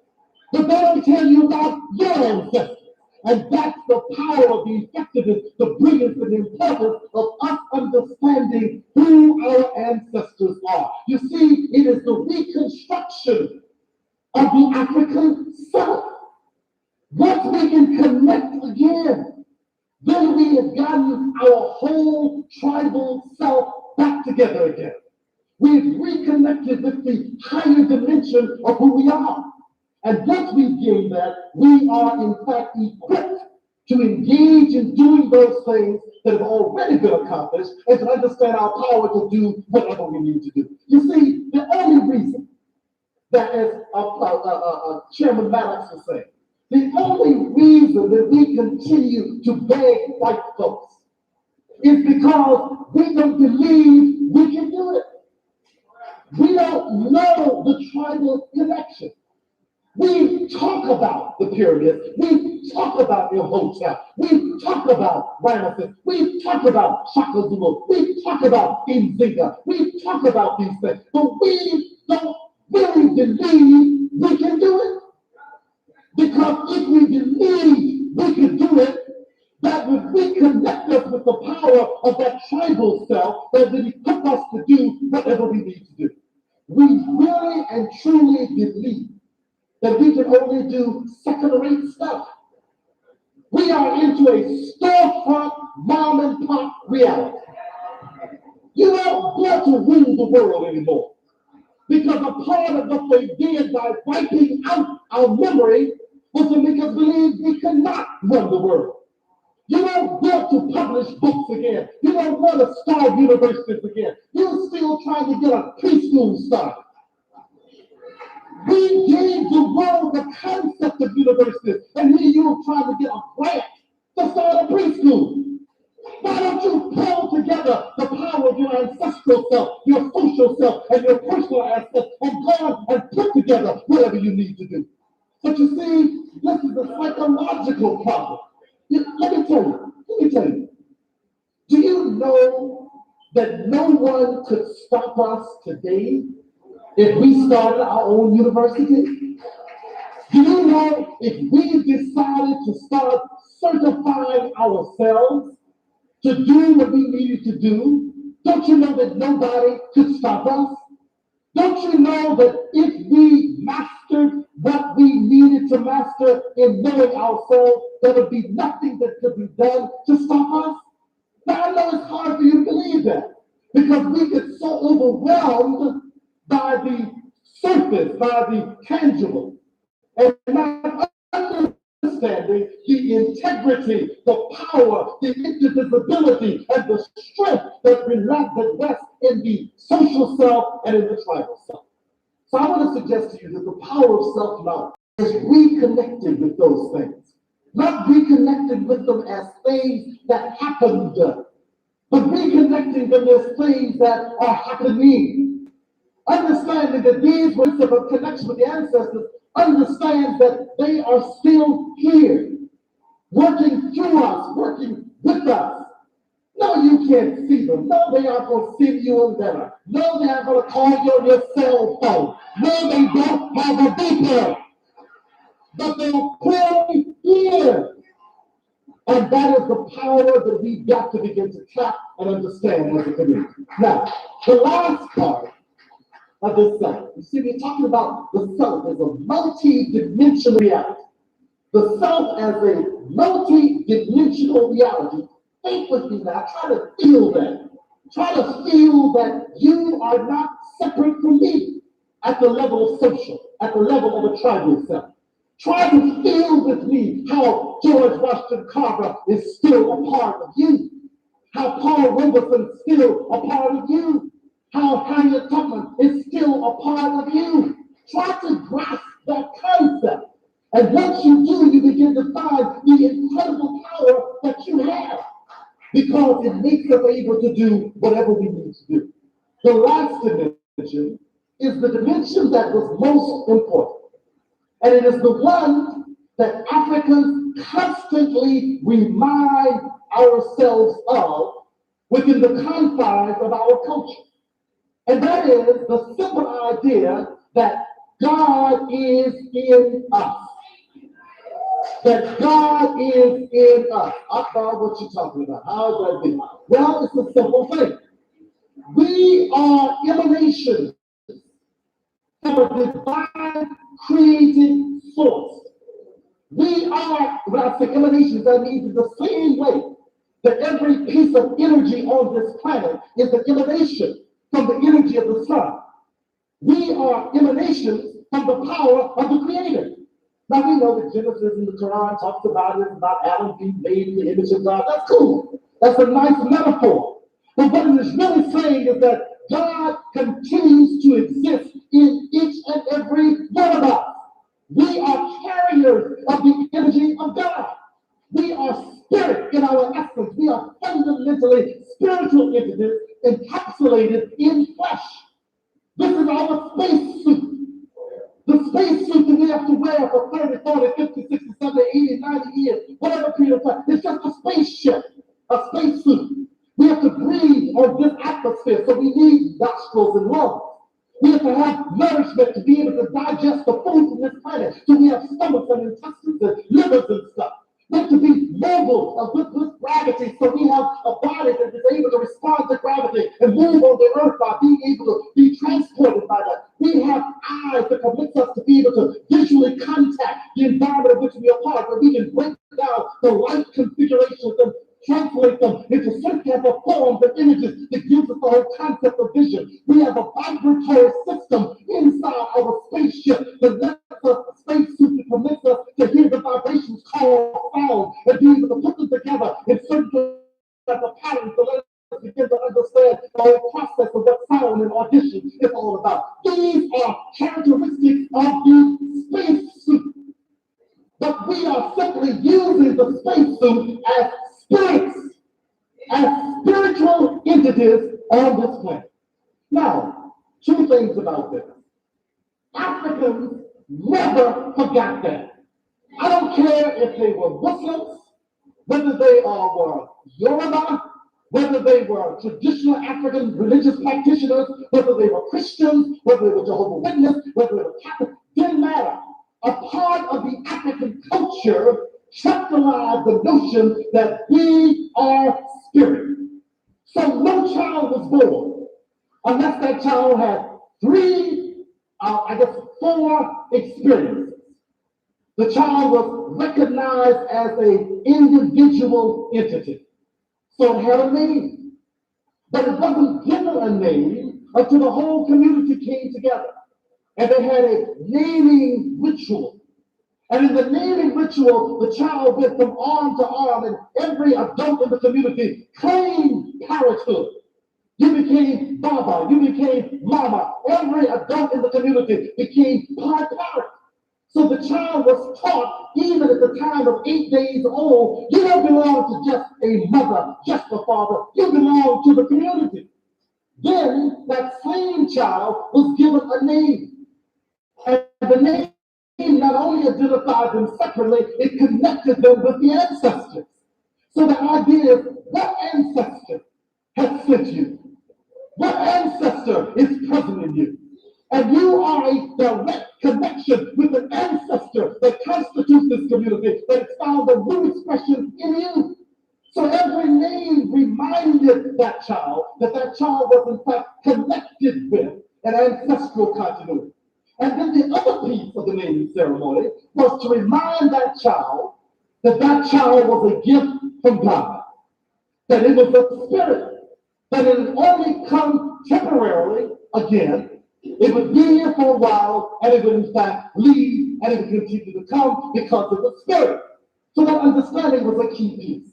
So the idea that the same thing happened when you were initiated into adulthood. Boys became men by being reminded that their responsibility was not to be the studs of the community and now drop these sperm donors and therefore drop seeds and go and leave them, but they were to become the fathers that were in fact a continuation of a certain spiritual entity that was both tribal as well as social. They somehow can understand how they carried on that responsibility, didn't confuse what their penises were able to do with what their spirits were supposed to do. How women did not define their womanhood by being able to get pregnant and be able to take their baby, kind of, that's my baby's dad, and be able to push their baby around the mall, but they understood the responsibility of motherhood as being a divinely inspired possibility to be able to bring life through you as a vessel, understanding that you were a reflection of the life that was held in you, and you were able to replicate that process by bringing life out of your body, which is actually the living spirit of life that is placed in you. That is the power of understanding motherhood. But Africans taught that. They didn't leave that to chance. They didn't let no game teach you how to become a man. They didn't let no game teach you how to become a woman. The elders, those people who knew well and knew wrong, took you aside and said, come here, gal. Come on, boy. Sit down. Let me show you what a man is supposed to know. Let me teach you. Let me give you tests. Let me let you demonstrate that you are ready to call yourself a man. And if you still want to act like a boy, you ain't welcome in this community. You got to grow some more. And I don't care how big you are, how fat you are, how cute you think you are. You ain't nothing till you become a spiritual man, a tribal man. You're nothing until you become a spiritual woman, a spiritual woman, a tribal woman, a social woman. And these are the lessons that went on. So Africans constantly within the culture were teaching what needed to be taught in order to bring and maintain this awareness of the multidimensionality itself. Now let me tell you something that happened. It was not accidental that Europeans made a distinction between white people and black people and made it very clear that we were not made of the same material.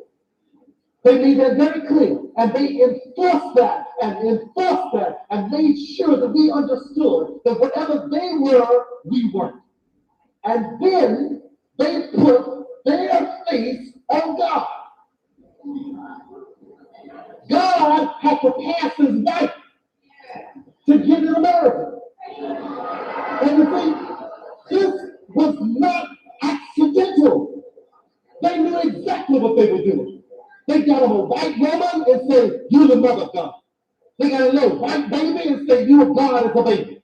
They got him a white man and put him on the cross, "You dead God." Got him a resurrected God and said, "You resurrected God." And then they have you, "Hail God, full of grace. Hail Mary, full of grace. Love you, Jesus. Love you, Jesus." White man, white man, white man, white man, white man. And what they were doing, and it's happening all over Harlem, every Sunday, every night, all over Atlanta, all over New Orleans. They're still yelling out and screaming, calling on this white man, white man, white man, white man. And if somebody stands up to you and says, "You are God," you are convinced they're crazy. You're convinced they're crazy because you can't imagine the relationship of God to yourself. I want to suggest to you, my brothers and sisters, that the most powerful knowledge of ourselves that was taken away from us was the recognition that God is in each and every one of us. Not just the 5%ers, but the 100%ers. Not just the Muslims, not just the Hebrew Israelites, not just the Jehovah's Witnesses, not just those who've been born and washed again, and you are now whiter than snow and going to walk around heaven all day long. But God is in every one of us, even the junkies, even the crack users, even the AIDS. God is in all of us. And one of the worst things that happens is for us to lose consciousness of spirit as being the foundation of who we are. Now, what I'm giving you is not a religion lesson. This is a psychology lesson. This is understanding how the psyche of the Saku, because you see, Saku was an African concept. Read like in ancient Africa, one of my other books. Saku is an African concept that came from the Hebrew Kemet. And Saku was the concept of soul or spirit representing the identity of the human being. The Greeks came and grabbed Saku, twisted it, carved it Psyche, made it a little white angel flying around with wings on, and put it into their later conception of the human personality that they call the study of the psyche. But it wasn't that psychology, logos of the soul, or logos of the psyche. But they really had taken the word Saku.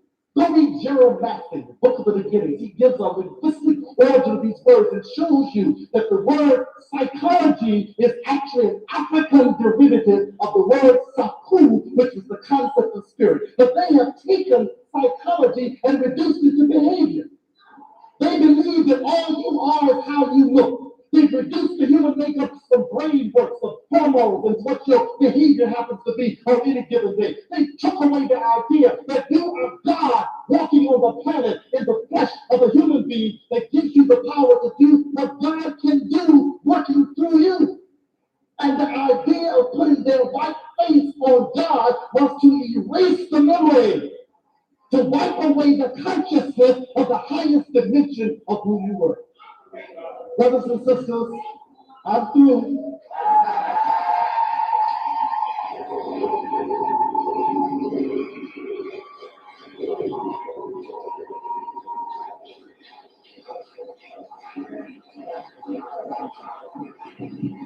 Brothers and sisters,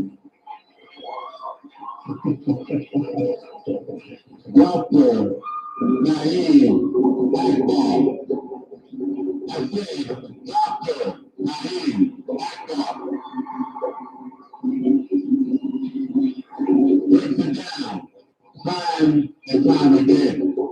Once again, brothers and sisters, Dr. Naeem Akbar. Thank you, brother. Thank you so much.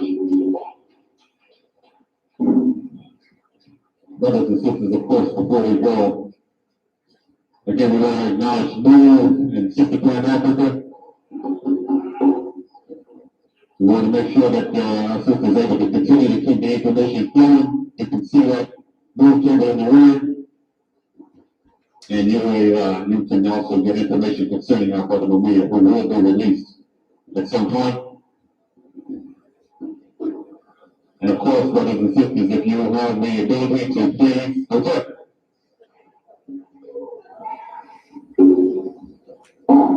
Brothers and sisters, if you have the ability to continue to donate any more for UAM, we would appreciate it on your way out.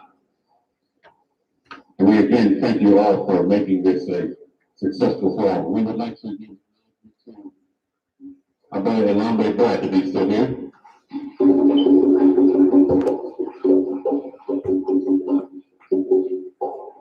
We'd also like to give acknowledgement to our Professor Leonard Jeffries, who is in the house with us tonight.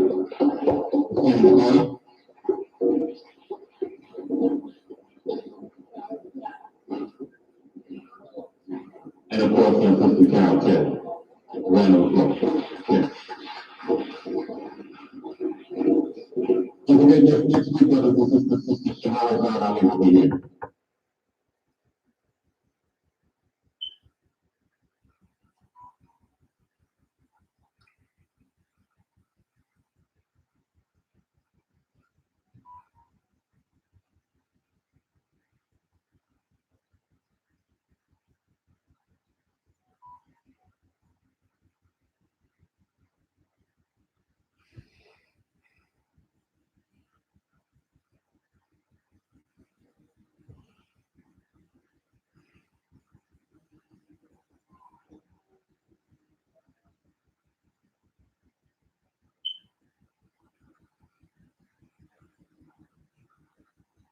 Was my primary piece. For those that may not know some of the things that I've experienced. Community School District 9, we call it South Central Bronx. California has its South Central, and New York City has its South Central. Community School District 9, right in the heart of the Bronx. Second largest district in the city, only to District 10, which was to our north and to our west. There is such a history. When I look to my brother, Minister Brown, I remember in 1984, he was the videographer when we went to Mexico with Dr. Ivan Van Sertima.